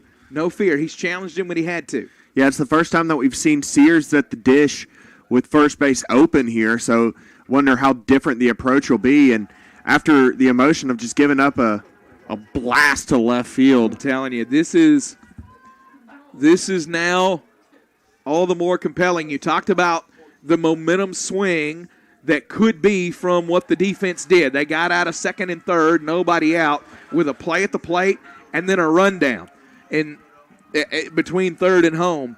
Now McCall with the solo shot. The dugout on the first base side has a lot of energy right now. Graves has to push all of that back with a 3-0 to Sears. He's not going to give in to him here. I can't imagine he gives in to him. And he gets the corner, 3-1.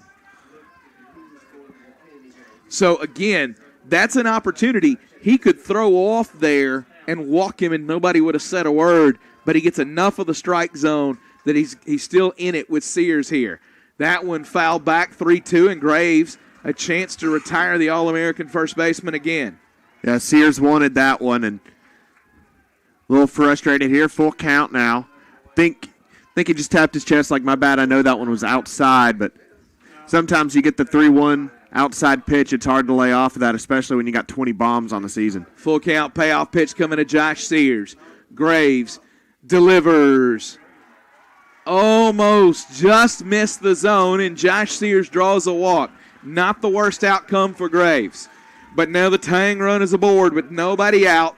Bo Simpson to the plate, 4, 5, and 6 coming up for Freed-Hardeman. Yeah, Bo Simpson had a really, really good game against Our Lady of the Lake, including a triple, 2 RBI triple. That really blew that game open. Several emails have come in. We'll get to you guys in a moment. Big sequence in this game right now. That one misses away. 1 ball, no strikes to Bo Simpson. As you noted, Bo Simpson hit that triple high off of the batter's eye in left center to start the day against Our Lady of the Lake. That one misses 2-0. He was, as you said at that time, any other place in the ballpark, and that ball was long out of here. It was a laser, but it just hit under that yellow stripe at the top of the batter's eye. So we've seen the power from Simpson. That was against a righty. Facing the lefty right now in Graves, he's 1 for 2. He singled to left. He grounded back to the pitcher. He's ahead 2-0. Good timeout right here by Vanguard. Settle your ace down. Big spot. He's only at 84 pitches. So he's got some mileage left on him. There's still tread on the tires here. Yeah, absolutely. But he's thrown 6 of the last 7 pitches out of the zone. Or actually 6 of the last 8. Sears fouled one off.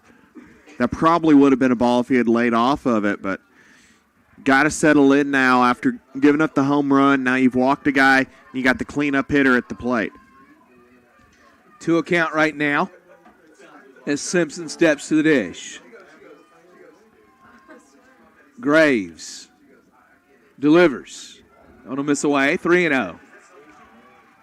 So he's now got to climb all the way back to get Simpson here.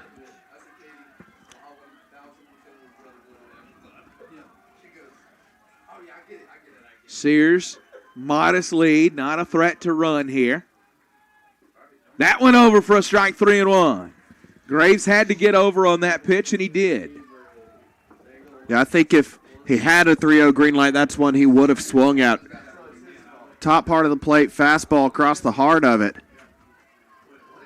Top of the zone. And 3-1 count. That one fouled In play, first baseman gives chase, and he's got it. So Johnson chases it down. Simpson was ahead 3-0. Graves came back to get him. That's a huge out. Yeah, huge out for Graves to get right there. You're able to battle back from very nearly putting 2 runners on to getting an out and ground ball away from ending the inning. Here's Vaughn Watson, another tough hitter, 8 homers, 38 RBIs, and a .303 average, but he struck out swinging twice today. Graves has had his number. See if Watson has learned anything from Graves. Graves delivers. Big cut, can't get it there. He's behind 0-1. Don Pisano is on deck should the inning continue.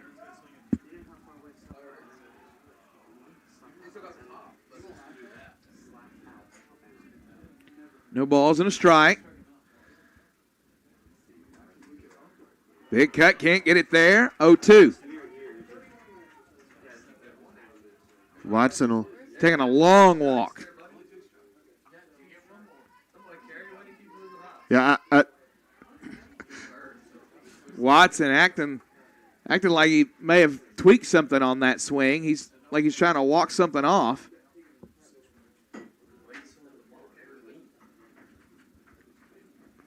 He has not picked his head up since that swing. I don't know if he's just frustrated or if there's something physical here. They're going to have to pull Vaughn Watson, their DH, with an 0-2 count. That's a big blow for Freed-Hardeman's lineup. Watson hit the first big fly of the tournament. The trainer's going to talk to him. They may not pull him yet. Let's see. Watson, again, has looked completely uncomfortable since that swing. And Kerry Day's got the lineup card out, expecting a change to come.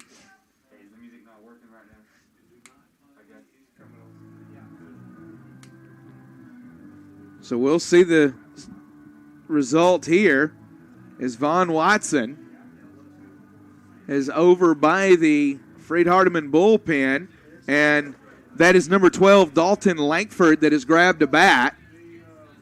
Dalton Lankford, senior infielder from Concord, North Carolina.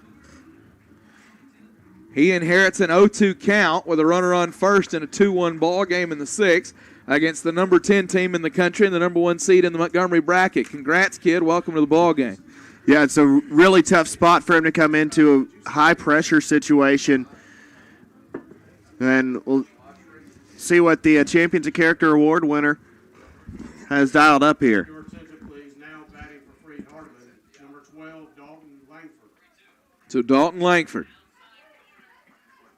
Stepping to the dish, 0-2, 1 out. Josh Sears on first. Vaughn Watson out of the game with an apparent injury. Graves.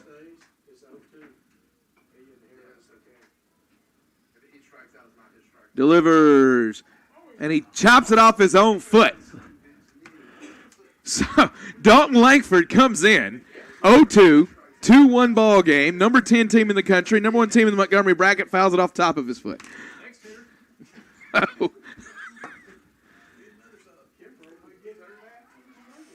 Wow.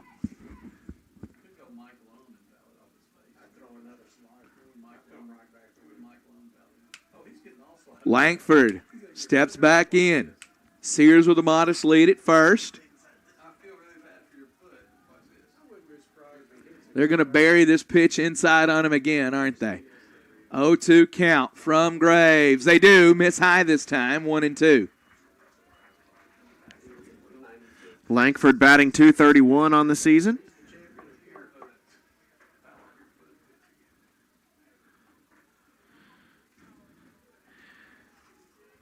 Had a pinch hit earlier against Our Lady of the Lake. Delivers. He'll take it. 2-2. Drove in a run with that single. 2-2 count. Sears on first. Langford. Timeout there.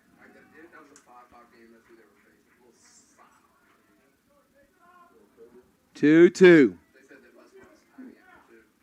Langford climbs back in. Graves getting the sign. Checks Sears. And comes to the plate. Misses wide. Nice attempt on the frame job by Arias, but he had to pull it too far. Full count. So Langford has worked his way to a full count now after inheriting that 0-2 following the Von Watson injury. What can he do with the payoff pitch? Graves. Coming with the payoff. Langford fouls it back. What a battle we've got now. Langford, he's awake now. Couple of foul balls. He's drawn 3. This will be the 6th pitch that he's seen. The 8th pitch overall in the at-bat. You go from cheering in the dugout to grabbing a bat with 0 notice and having to go and swing away. And Graves gets the sign, delivers, fouls it back again, spoils another pitch from Graves. Meanwhile, he's driving Graves' pitch count up. The next one will be number 95 from Justin Graves. Langford back in. Still 1 out in the inning. Graves gets the sign. He delivers. Big cut. Foul tipped it to stay alive. Kerry Day said he got a piece of it. wow. Got a piece of it, and he stays alive. Dalton Langford climbs back in. You almost have a feeling whoever wins this at bat at this point will go on to win the game. You feel like it's just a massive momentum swing either way. Huge moment for sure. We've heard from the Graves family a lot tonight. We've heard from the Langford family a lot tonight, so we know a lot of our audience on edge here. 3 balls, 2 strikes. Langford fouls it back again, doing his best Brett Gardner impersonation, just being a pest and staying alive till he finds something that he can hit. Back into the box is Langford. Graves. Pitch number 97 coming. Delivers. Fouls it off again. Oh, man, how many pitches is that in this at-bat now?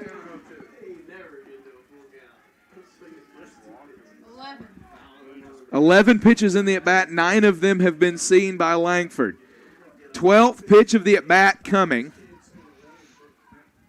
from Graves. 3 balls, 2 strikes, 1 more time. Graves reaches back. Langford straightaway center field. Riker's got a beat on it. He'll squeeze it, and Sears will retreat. But what an at-bat from Dalton Langford off the pine down 0-2 following the Von Watson injury, and his teammates come out to greet him after he puts up a fight in that one. And now here's the other storyline. You're now at 99 pitches for Justin Graves. He single-handedly drove his pitch count almost to triple digits. Yeah, just an all-around incredible at-bat. Even though you didn't get the result you wanted, you got to feel proud going back to the dugout if you're Langford. Of course, you wanted to get a base hit. You wanted to advance Sears, but Don Pisano with a shot to right field. Hooking foul. It had the distance. There was no question about that, but it hooked and went foul. Pisano continues to be slightly early tonight. It's the 3rd time he's gotten all of a ball and nearly hit it out of the park. No balls and a strike on Dom Pisano. He has struck out once. He's popped a 3rd. He hits another one. Moonshot up against the fence. Will it hold it? He'll now come in and should squeeze it. Connor played his back to the fence and came up on it. Dom Pisano just missed 2 of them. Graves gets out of it. Vanguard keeps the lead. 2-1 going to the bottom of the 6th. NAIA opening round, Montgomery bracket.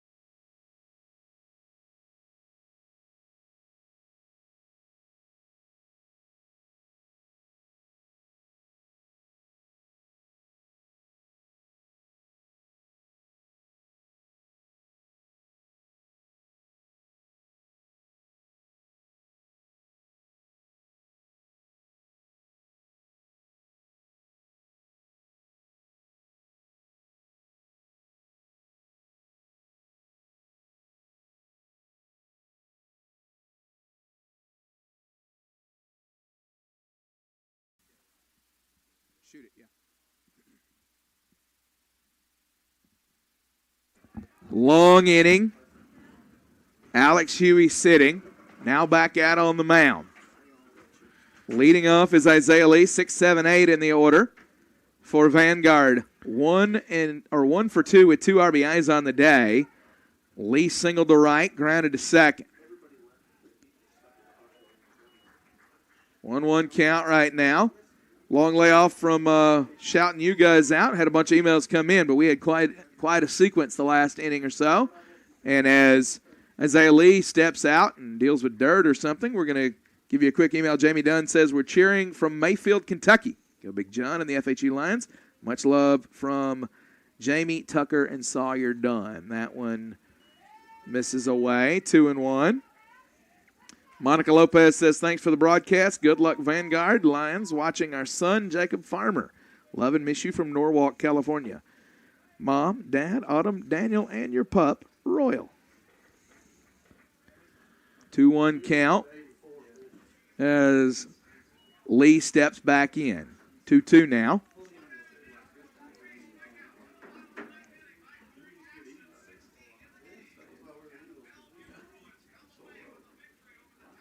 That one misses away.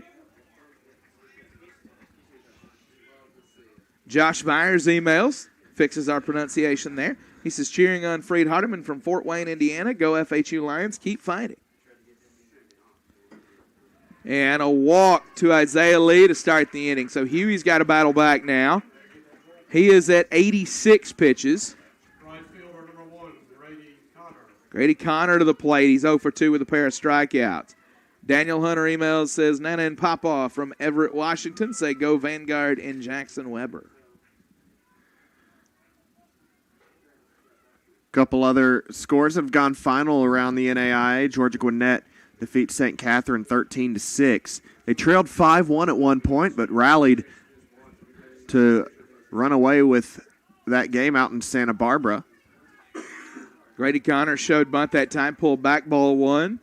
Stacey Huey email says, big shout out from Columbia, Tennessee to Will McCall. Alex Huey and Will played together in high school at Columbia Academy and roomed together at FHU. Way to go, Will. We love you. The Hueys from Columbia, Tennessee. Huey delivers, shows bunt again, pulls back, 2-0. Blake Rodriguez says, shout out to my brother Thomas Rodriguez. He is very cool and very nice, even though he may not see this. I can't wait for my roomie to get back. Hit a dinger for me. Love, Blake. Cool stuff there. 2-0 count on Grady Connor. Big insurance run for Vanguard. Connor willing to give himself up here. Let's see if Huey will throw him a strike. Pulls back and takes strike 1. Statler Waldorf emails. Not a real name, I would imagine here, but great to hear from you. So says, huge props to you guys for doing such a great job on the play-by-play and color for the game today. We are huge fans of the VU Lions and so thankful for your broadcast. Little known fact, Travis Aversa's high school nickname was Honey Badger because he don't care what you're throwing, he's going to mash.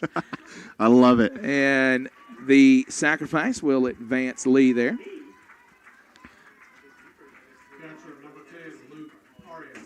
Luke Arias to the plate now, the 8-hole hitter, 0 for 2. Thanks a lot, Ellen. Ellen says, you announcers make watching and listening to the game so much fun. Reading those emails really takes the edge off my nerves as we are cheering for Travis Aversa and the Vanguard Lions. Great to hear from you, Ellen. Back in is Luke Arias. Huey delivers. Ripped left center field. Busby will cut it off, but the run will score. Arias with an RBI single to plate Isaiah Lee, and Vanguard gets the run right back. They're up 3-1.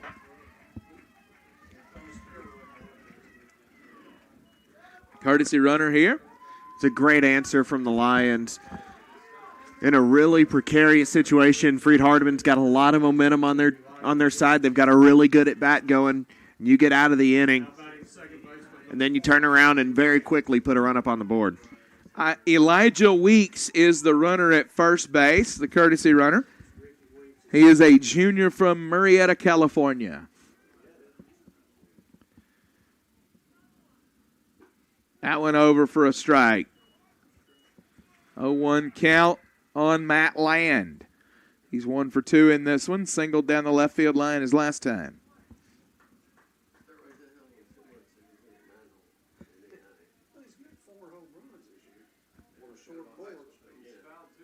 Huey throws over. Jason Gallagher email says, Jason Gallagher watching from West Virginia. Just caught Will McCall's home run ball. Angela Pegg says, the Pegg family watching from Anaheim, California. Love you, Coach Pegg, and are cheering for our Lions. Go VU. Huey, the 0-1 count. Throws over to first again, which gives us time to tell you that William Cooper is watching from his living room. He says, kids are in bed in my living room about 3 minutes from Harrison Field, hanging out to see who Faulkner plays tomorrow. What a game. Go baseball.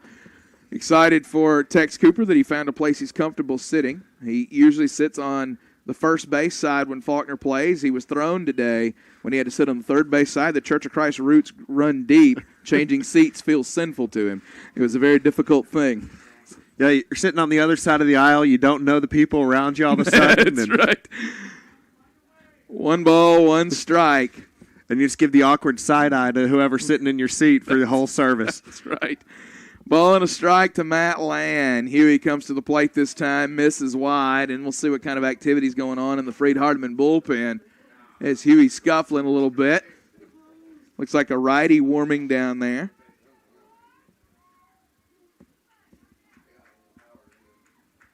Two-one count. Matt Land is the 9-hole hitter. You got to wonder if they'll let Huey face the top of the order another time. Pitch count climbing. Ripped. Second baseman can't get it. It's going to get into the gap in right center. Cut off by Pisano. His throw in will hold Land at first. Weeks made it to third. They're on the corners with 1 out. And now do you let Huey face Travis Aversa again for the 3rd time? And I think the answer is no here. We're going to go to the pen. Huey with a good outing. Lost in all of that. We can't close the book on him yet. He's got 2 runners aboard that belong to him. But through 5 1/3, he struck out 6, 7 hits. He may still be in. I'm not seeing anyone coming out or anything like that. I expect the hook. They've been working pretty vigorously in the pen. We'll see. I don't know. You're right. We haven't seen the hook yet. He may leave him. Yeah, I think he is. And this may be buy a little bit more time for your bullpen, but also you've got a really important at bat here, trying to keep this a 2-run ball game. You got the top of the lineup due up for a very dangerous Vanguard lineup. Jason Bramlett email says, time to light those bats on fire, Lions. Go FHU. We're loving the broadcast, and hi to our Faulkner friends, especially the McCarthys. Jason, Don, Drew, and Hallie Bramlett in Henderson, Tennessee. Jason was an FHU catcher from 93 to 95.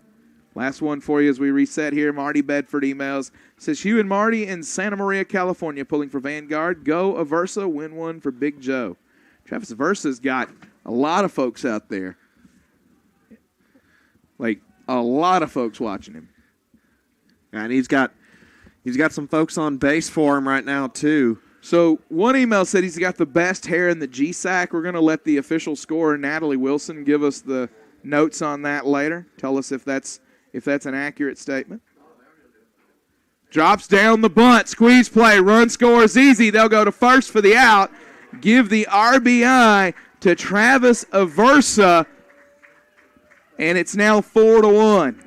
Really well executed by the leadoff man there. Center fielder number 3 landed Right down the first base line. Great jump from Weeks. There was no play at the plate whatsoever. And Aversa gets an important RBI. So 4-1. Runner at second. 2 away now for Landon Riker. He has walked. Otherwise 0 for 2 in this one. Straightaway center field. Beecham is on it. He squeezes it. And what a response by Vanguard. They give up 1. They get 2. They lead 4-1. We go to the 7th. 3 innings left. Should be a lot of fun. NAIA opening round. Montgomery bracket.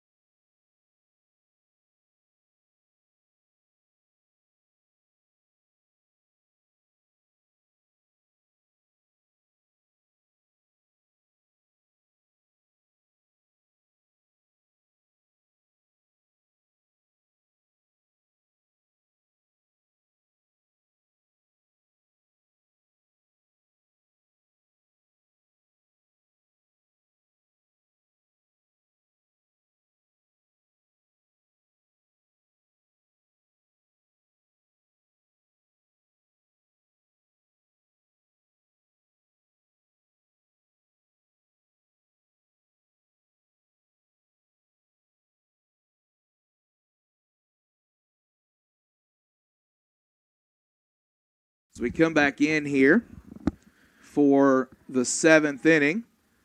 That one misses wide. Graves still working out there. Dylan Lott, Hunter Beecham, Christian Busby due up for the Freed-Hardeman Lions. 7, 8, 9 in the order. Carter Moles as Graves delivers here, gets that one over, makes it 1-1. Really interesting story about the Champions of Character honoree for Vanguard.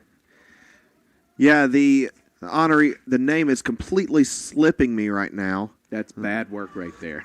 That one over for a strike makes it 1-2. I was not prepared for this. I just threw you under the bus on that one. That is my fault completely. Yeah, Andrew Schmidt. There you go. A player for the Lions. He's not dressing in this one. I believe he made the trip, though. We'll be going to the military this upcoming week. I believe a week from yesterday or sometime in the next week. Talking to his coach yesterday, and man, what an awesome thing! Spending one last week at the ballpark with your guys, and then going off to serve the country. Hats off to you, Andrew Schmidt. You're in our prayers. Best of luck to you, and thank you for your service. Ball and 2 strikes as Graves delivers. That one foul back. That'll keep it 1-2. Lott spoils a pitch there.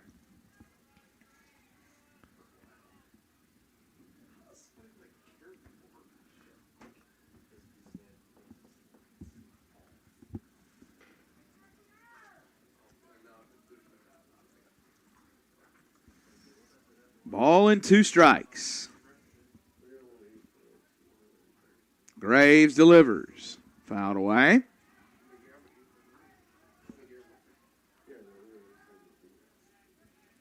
Lott 2 for 6 in the tournament.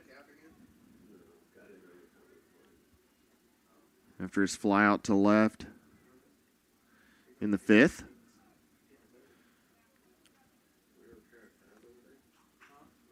That one ripped right side. Dylan Lott with a leadoff single. Gets Freed-Hardeman potentially going here.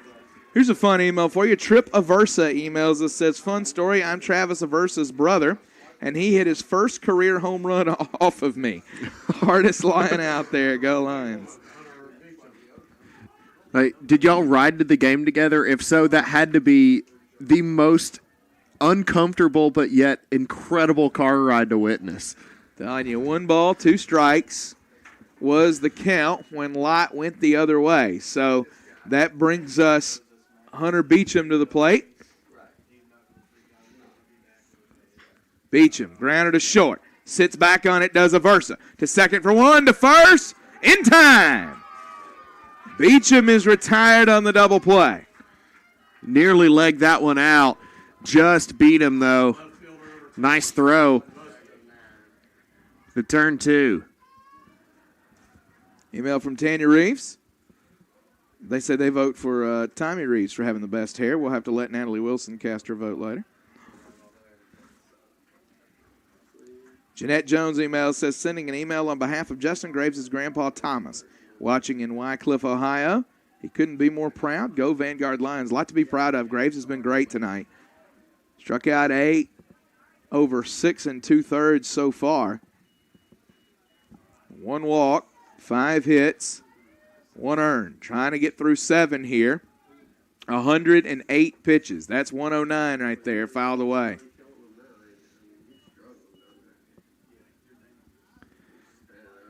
Graves, other than a little bit of scuffling after the home run, been really good with finding the strike zone. 73 strikes now, just 36 balls. 37 balls, rather. That one over. 2 strikes on Busby. The 9-hole hitter trying to find a way to reach here. Keep the inning going with 2 outs. That one, how did it not hit him? He gets out of the way of it.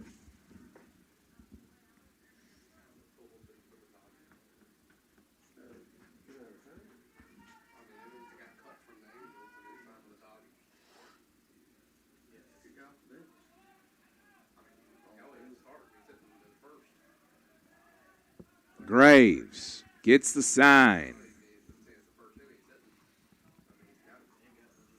Timeout taken. Now Busby back in. Made a couple of great plays in left on the day. Freed-Hardeman needs him to find something at the plate here. That one will miss away. Full count to Busby.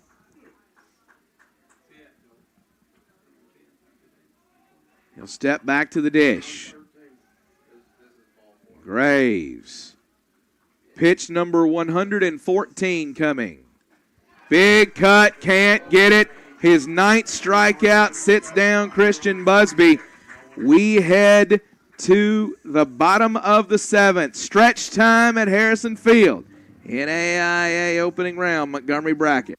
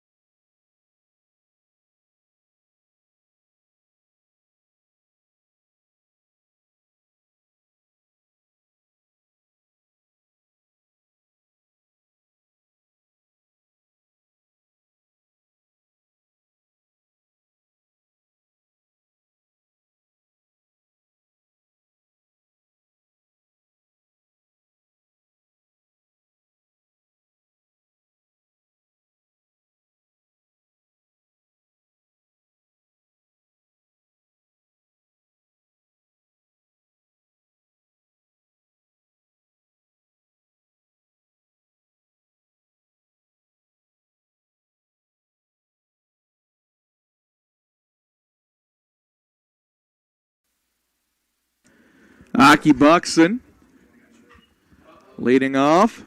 High fly ball left center field, tracking it. Busby will put it away.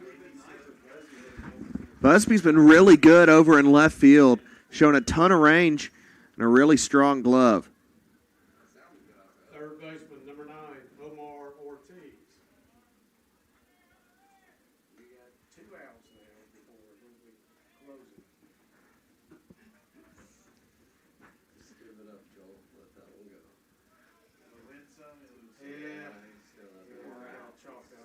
go. Omar Ortiz to the plate now.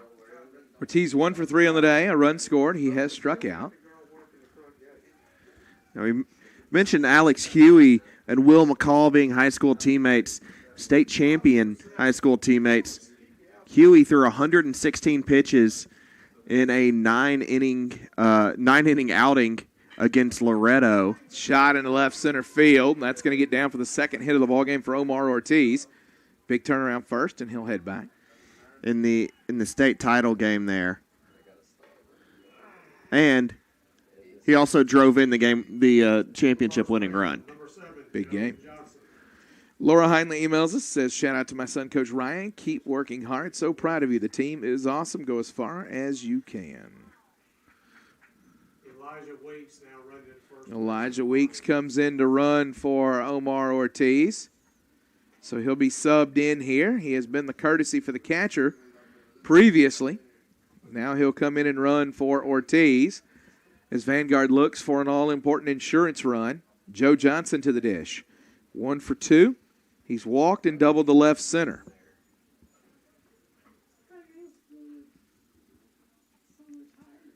Email comes in from the Russells in Adamsville, Tennessee. Says, go FHU, cheering on Hunter Beecham. One more for you here. This Misty Warren email says, cheering on the Freed-Hardeman Lions from Chapel Hill, Tennessee. Special shout out to my nephew, Alex Huey. Wished we were there. Love from his favorite aunt, Misty and Krista. Another crazy fact about that game That one breaks over for a strike from Huey. that Alex Huey threw and drove in the game-winning run. He beat the number 7 overall pick Ryan Weathers and Tennessee's weekend starter Blake Tidwell. Ryan Weathers is currently a rotation pitcher for the Padres as a rookie. Indeed, 20-year-old. And Blake Tidwell starting for the Tennessee Volunteers that are putting on a ridiculous season up on Rocky Top right now. I'll miss away, 1-1. Robert Patterson emails says, or actually the family of Robert Patterson emails, from the metropolis of Cottontown, Tennessee. They say, go Freed-Hardeman. 1 ball, 1 strike on Joe Johnson with a runner at first. That one kicks off of the catcher. Bo Simpson will have to chase it, and it gets into the dugout. Weeks will go all the way to third, and that was a misfortunate bounce for Freed-Hardeman. And also misfortunate bounce for Vanguard, too. They possibly could have gotten 3 as Simpson was struggling to find the ball. But it rolled into the dugout and will keep it at just 1 extra base. DeMichael Holmes emails. Says, big shout out to the boys in maroon from Nashville, Tennessee. DeMichael Holmes, former player for the Lions in 18 and 19. One more from Will Stroud. Says, I want to say shout out to smooth swinging Travis Aversa. From Will Stroud. Up the middle. That is going to score. They had sent Weeks back to second, by the way. But he'll score from second. He didn't need to be at third, apparently. That's 5-1 on the RBI single from Joe Johnson. So Vanguard up 4 the way that Graves has been going. I don't know how long he'll go today, but 4 feels like 20 right now. Yeah, it does. And Freed-Hardeman can do it. They've shown some late heroics throughout the postseason already, but they're going to need them in a hurry. And I think that'll spell the end for Alex Huey. Huey, really good. And the final line, I don't think will show you as competitive as he was today, as he's got another run on that belongs to him. But Huey, 104 pitches, gave up 10 hits, walked 3. Struck out 6 over 6 1/3. We'll tell you about the new pitcher when we come back in AIA opening round Montgomery bracket.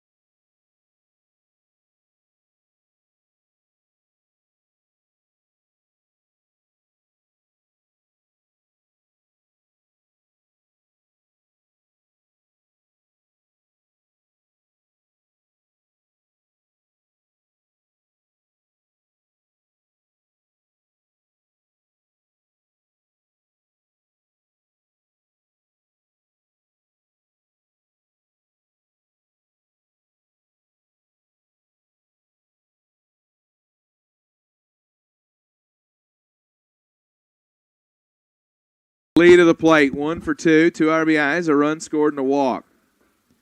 He singled back in the first.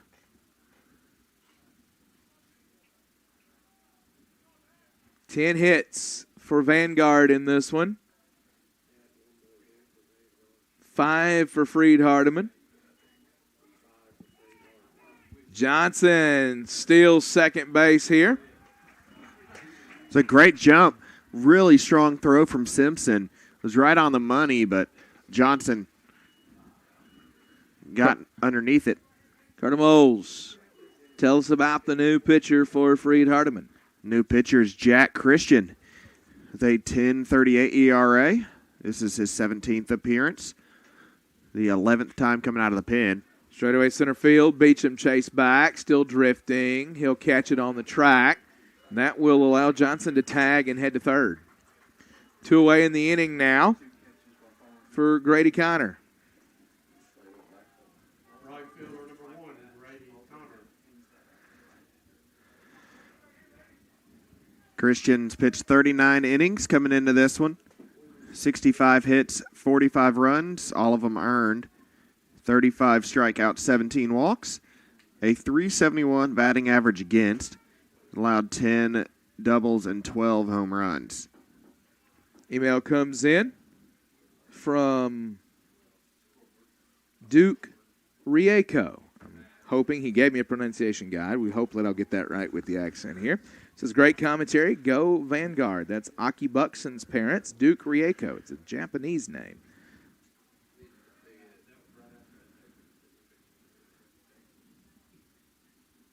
That one misses away. 1-1.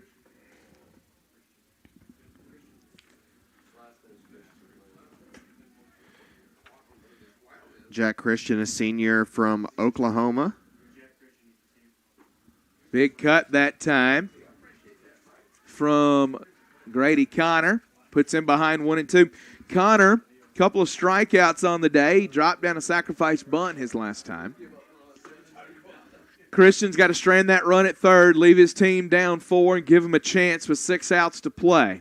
See what he can do on 1-2. Big cut, can't get it. Grady Connor's retired. Christian does the job. We go to the 8th. Freed-Hardeman's got 6 outs left if they want to stay in the winner's bracket. They got to come up with 4 runs to tie it, 5 to take the lead. Top of the lineup coming up for Freed-Hardeman in AIA opening round Montgomery bracket.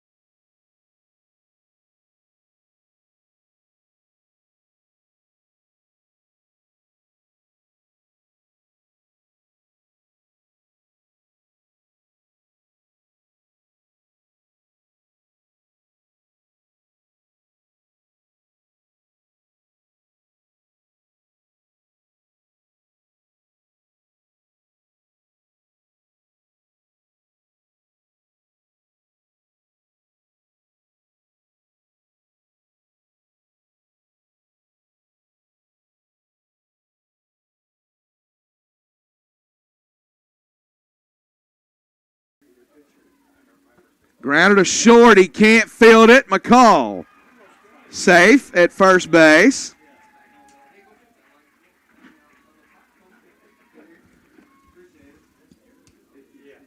Had a technical issue there, guys. Sorry about the sound cutting out. We promise you that you missed just wonderfully enlightening commentary.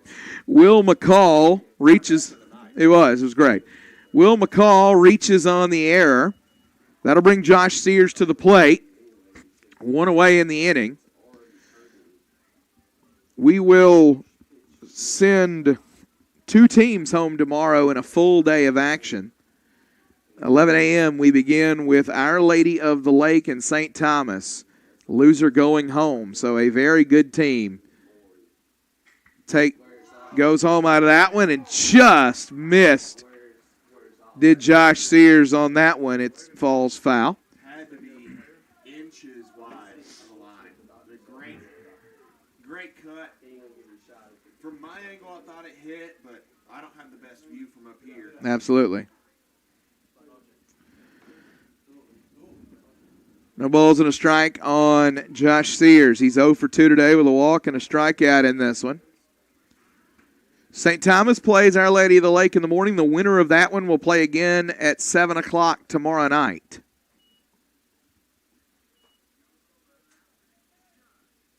I believe my math is right on that.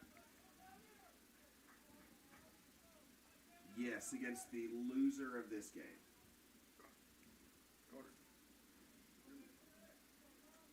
Yeah, the math is right there.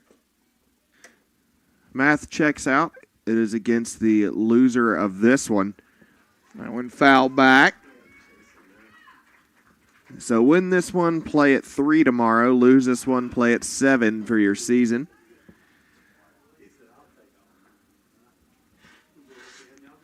One ball, 2 strikes. Vanguard up 5-1 here with 5 outs left for the Freed-Hardeman bats. That one misses, make it 2-2.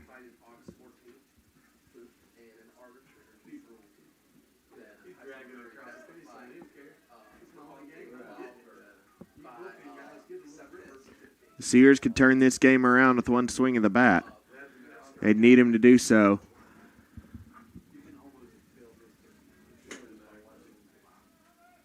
Graves delivers, misses away. Email comes in. Says, watching from Campbell, California. Go Vanguard and Jackson Weber from Brent, Kathy, and Emma. 2 balls, 2 strikes on Josh Sears.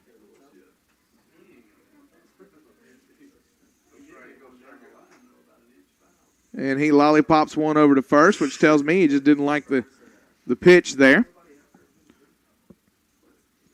You got to have something you're confident in against Sears.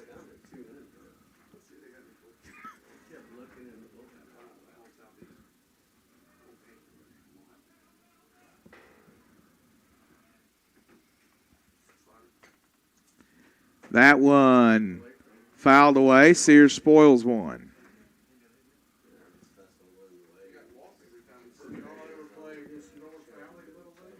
Oh for 2 in this game is Sears. He was 1 for 1 with enough walks for a small army.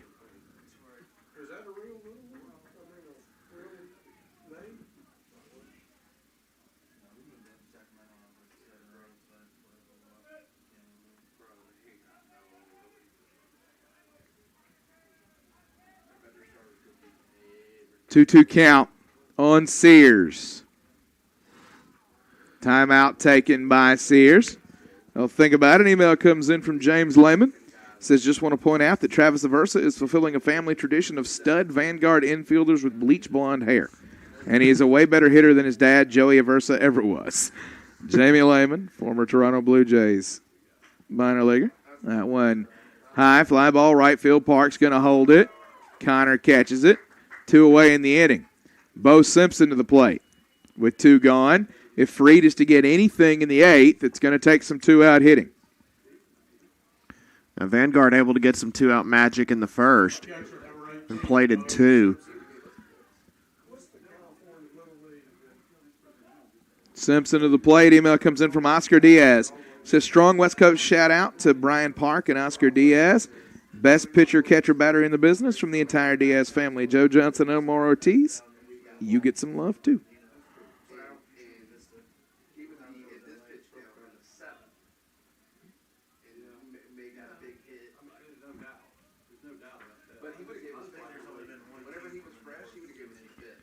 Foul tip by Simpson that time.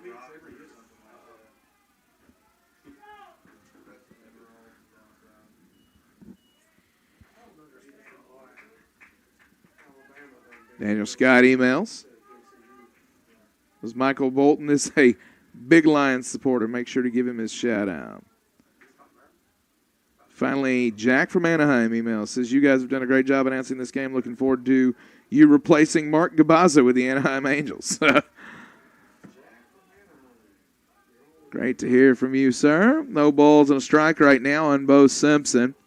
As Graves, it's a sign and delivers. That one will miss. 1-1. Simpson, he singled back in the second. Since then, he's grounded the pitcher and popped to first. Freed-Hardeman needs him to find a base hit in the worst way here. Down 4 with 3, or possibly even more, with 3 outs to play is a tall order. They'd like to find something here in the 8th.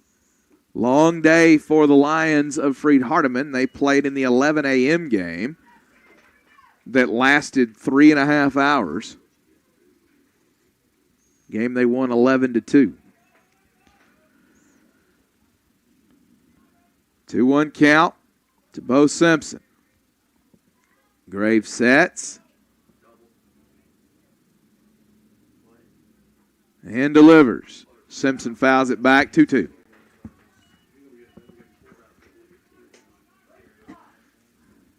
Carter Moles, you and I always enjoy getting to do this event.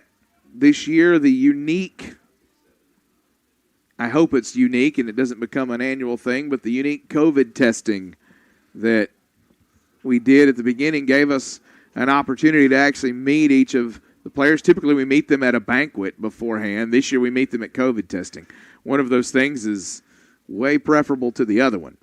That one misses high, 3-2, but you and I had great experience with each of these teams, and players came through very, very respectful. Got to talk with a few of them. Got to talk with coaches, and it's always an interesting thing when we get to talk with some of the visiting squads. Yeah, it's always a good time, and you can tell a little bit of the personality of each of these teams, and all the teams here are really good dudes, reflective of good coaching. And high fly ball left field, going to chase Buxton back. He's got a beat on it, and he'll catch it up against the fence. Simpson didn't miss it by much, but Aki Buxton squeezes out 3. We go to the bottom of the 8th. 5-1 Vanguard, NAIA opening round, Montgomery bracket.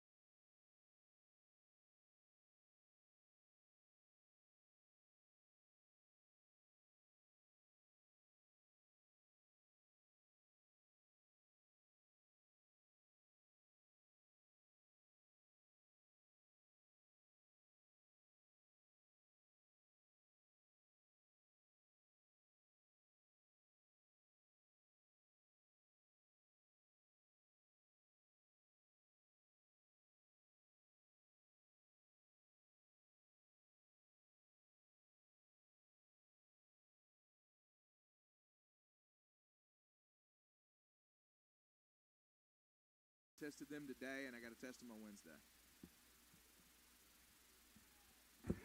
Grounder to the third baseman, up and firing, and they'll throw it away. Arias with a hit, and now an error gets him to second, and he'll give way to a runner here. I would expect it to be Weeks. We'll see. It's not going to be Weeks. It's going to be Tommy Rodriguez, whose family we've heard from a lot tonight. So Tommy Rodriguez. Tommy Rodriguez will run at second, sophomore outfielder. He's scored 20 runs so far this season, 5 for 5 on stolen base attempts. Mike Correa tells us that's Ucapa, California, from Chaffee Junior College. We gotta keep Mike Correa around just so we'll actually understand something about the geography of California.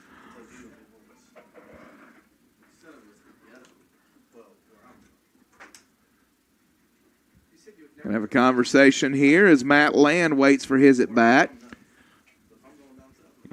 Josh Sears is tying his shoe. That's our delay.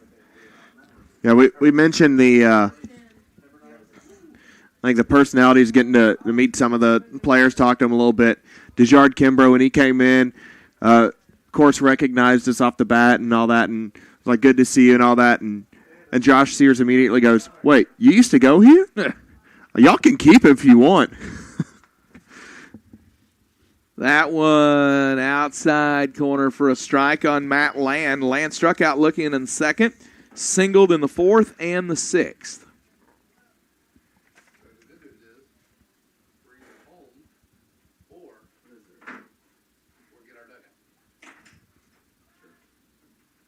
Oh, 1 count.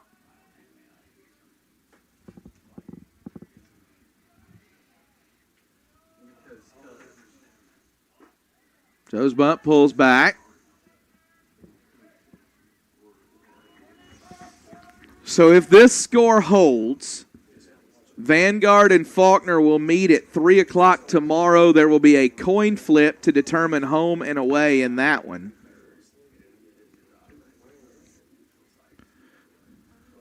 From here on, we go into the NAIA's system of determining home and away. Look at Tommy Rodriguez fly around third. My goodness. Absolute wheels on Tommy Rodriguez.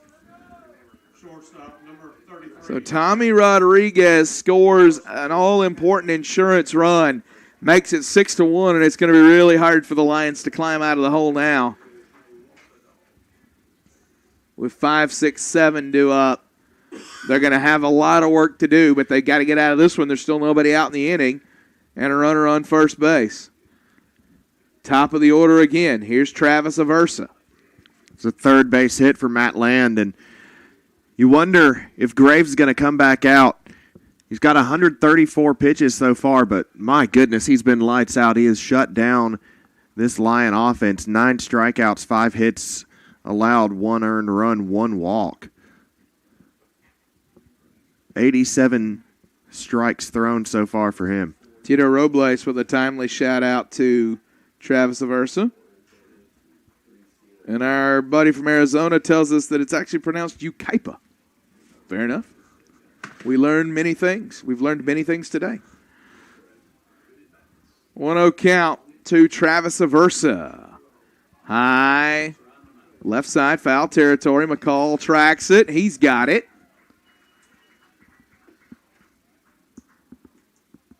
So Aversa is retired. Number 3, Landon Riker. Landon Riker to the plate. He's 0 for 3 tonight with a walk in this one. This is his 5th plate appearance.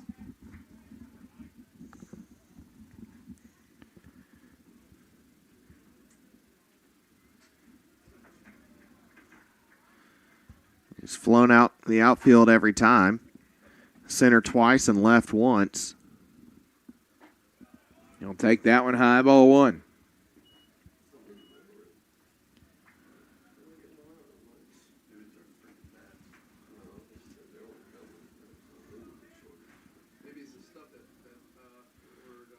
Big cut, can't get it there.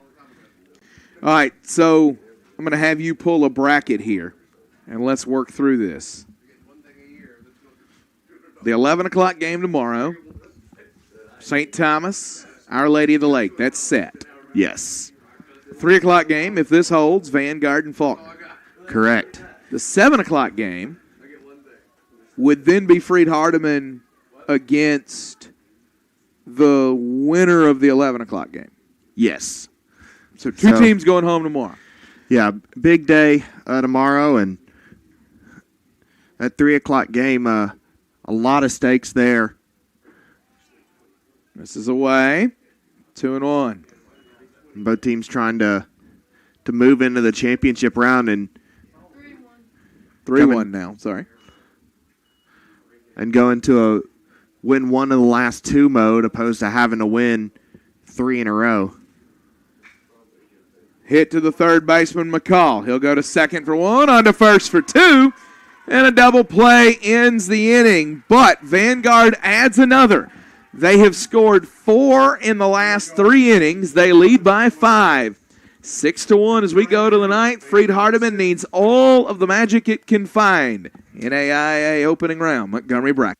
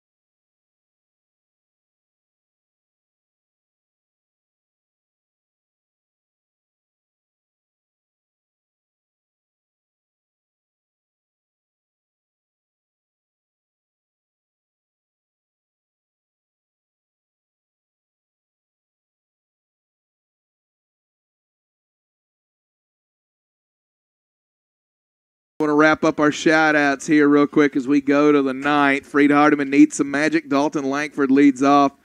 Our buddy that we've been calling Steve Rogers all night, his real name is Jeff. He emails us from Arizona. He says, you guys are doing a great job. We're all really enjoying listening to y'all. No need to broadcast this, but thanks. Well, sorry, I already started reading the email, buddy, but thank you for the kind words. And he's right. It's hard not to be there in person, and it's been a rough year, and I know a lot of teams haven't been able to watch. A lot of parents haven't been able to watch their teams in person. So as we heard from Vanguard's AD earlier, you know, they hadn't been able to have fans in person all year long, and so a lot of these folks are getting to see their kids play, you know, maybe for the first time or one of the very few times all year. So glad they were able to make the trip out here. 1 ball, 1 strike. High fly ball, Dalton Langford. Should be squeezed, and it will be by Riker, 1 gone. Quick email from Trent. He says, let's go Trav Dog. And again, Aversa's like the most popular dude out here. Here's another one for Travis Aversa. From Evan Banks. Says he squats 500 pounds and has a 405 bench press. And I think Natalie Wilson's going to the field to try to get his number. Thomas Rodriguez, email from Raymond Rodriguez. Says Thomas Rodriguez, number 23, watching from Yucaipa. California, from Tommy's brother Raymond. Show them what's up. Let them see what happens when you get on base. And we saw it, and It is beautiful. That kid can run. Jared Greer, the new pitcher for the Vanguard Lions. Greer with a 2.12 ERA, 14 appearances. This is number 15, 17 innings of work. He's got 2 saves. It's not a save situation for him, though. Batting .237 on the season. Ball and a strike on Dom Pisano. Pisano hit 2 of the coolest foul balls you'll ever see tonight, but they were foul balls and didn't help him. Right now he's 0 for 3 with a strikeout. He'll rip this one right side. Land smothers it. Throws to Greer, who's covering it first. 2 away. And Dylan Lott. The final hope for Freed-Hardeman to keep this one going. And with Greer coming into the game, that does close the book on Justin Graves, who put in... Yeah, he was fantastic, man. Probably the best performance of the day so far. Yeah, I don't think there's a probably. Ledesma for St. Thomas was really good in his first career start. He went 5 and was very effective. But Justin Graves struck out 9 over 8, 5 hits, 1 walk. The only run was the solo shot by McCall, 134 pitches, Carter Moles. Yeah, a great outing from Graves, and that's what you want out of your first dude. Yeah. That's what you want out of your ace. You want him to come in, absolutely dominate the game. Yeah. And look, the final line's not going to look good for Alex Huey, but, man, he pitched out of some jams, and he was tough. Vanguard had to work for everything against him. High fly ball center field. Riker squeezes it, and Vanguard stays in the winner's bracket. The number 10 team in the country, the number 1 team in the Montgomery bracket, beats Freed-Hardeman 6-1 here. They will advance to 3 o'clock tomorrow afternoon to take on Faulkner. Freed-Hardeman will go to 7 o'clock tomorrow night to face the winner of St. Thomas and Our Lady of the Lake in an elimination game. It's been a great day here at the NAIA opening round Montgomery bracket. We appreciate all of you for taking the time to support your players, your teams, or just checking out the action for NAIA baseball. We're back again with another full day. The 11 o'clock game, Our Lady of the Lake and St. Thomas. Somebody's got to go home, and we guarantee you it'll be a good team that has to pack their bags and hit the road tomorrow. For Casey Clanahan, for Carter Moles, for Natalie Wilson and Devin Trawick and Buddy Bagsby, I'm Jeremy Smith. This has been the Faulkner Sports Network presentation of the NAIA opening round Montgomery bracket, day 1. Good night, and God bless you.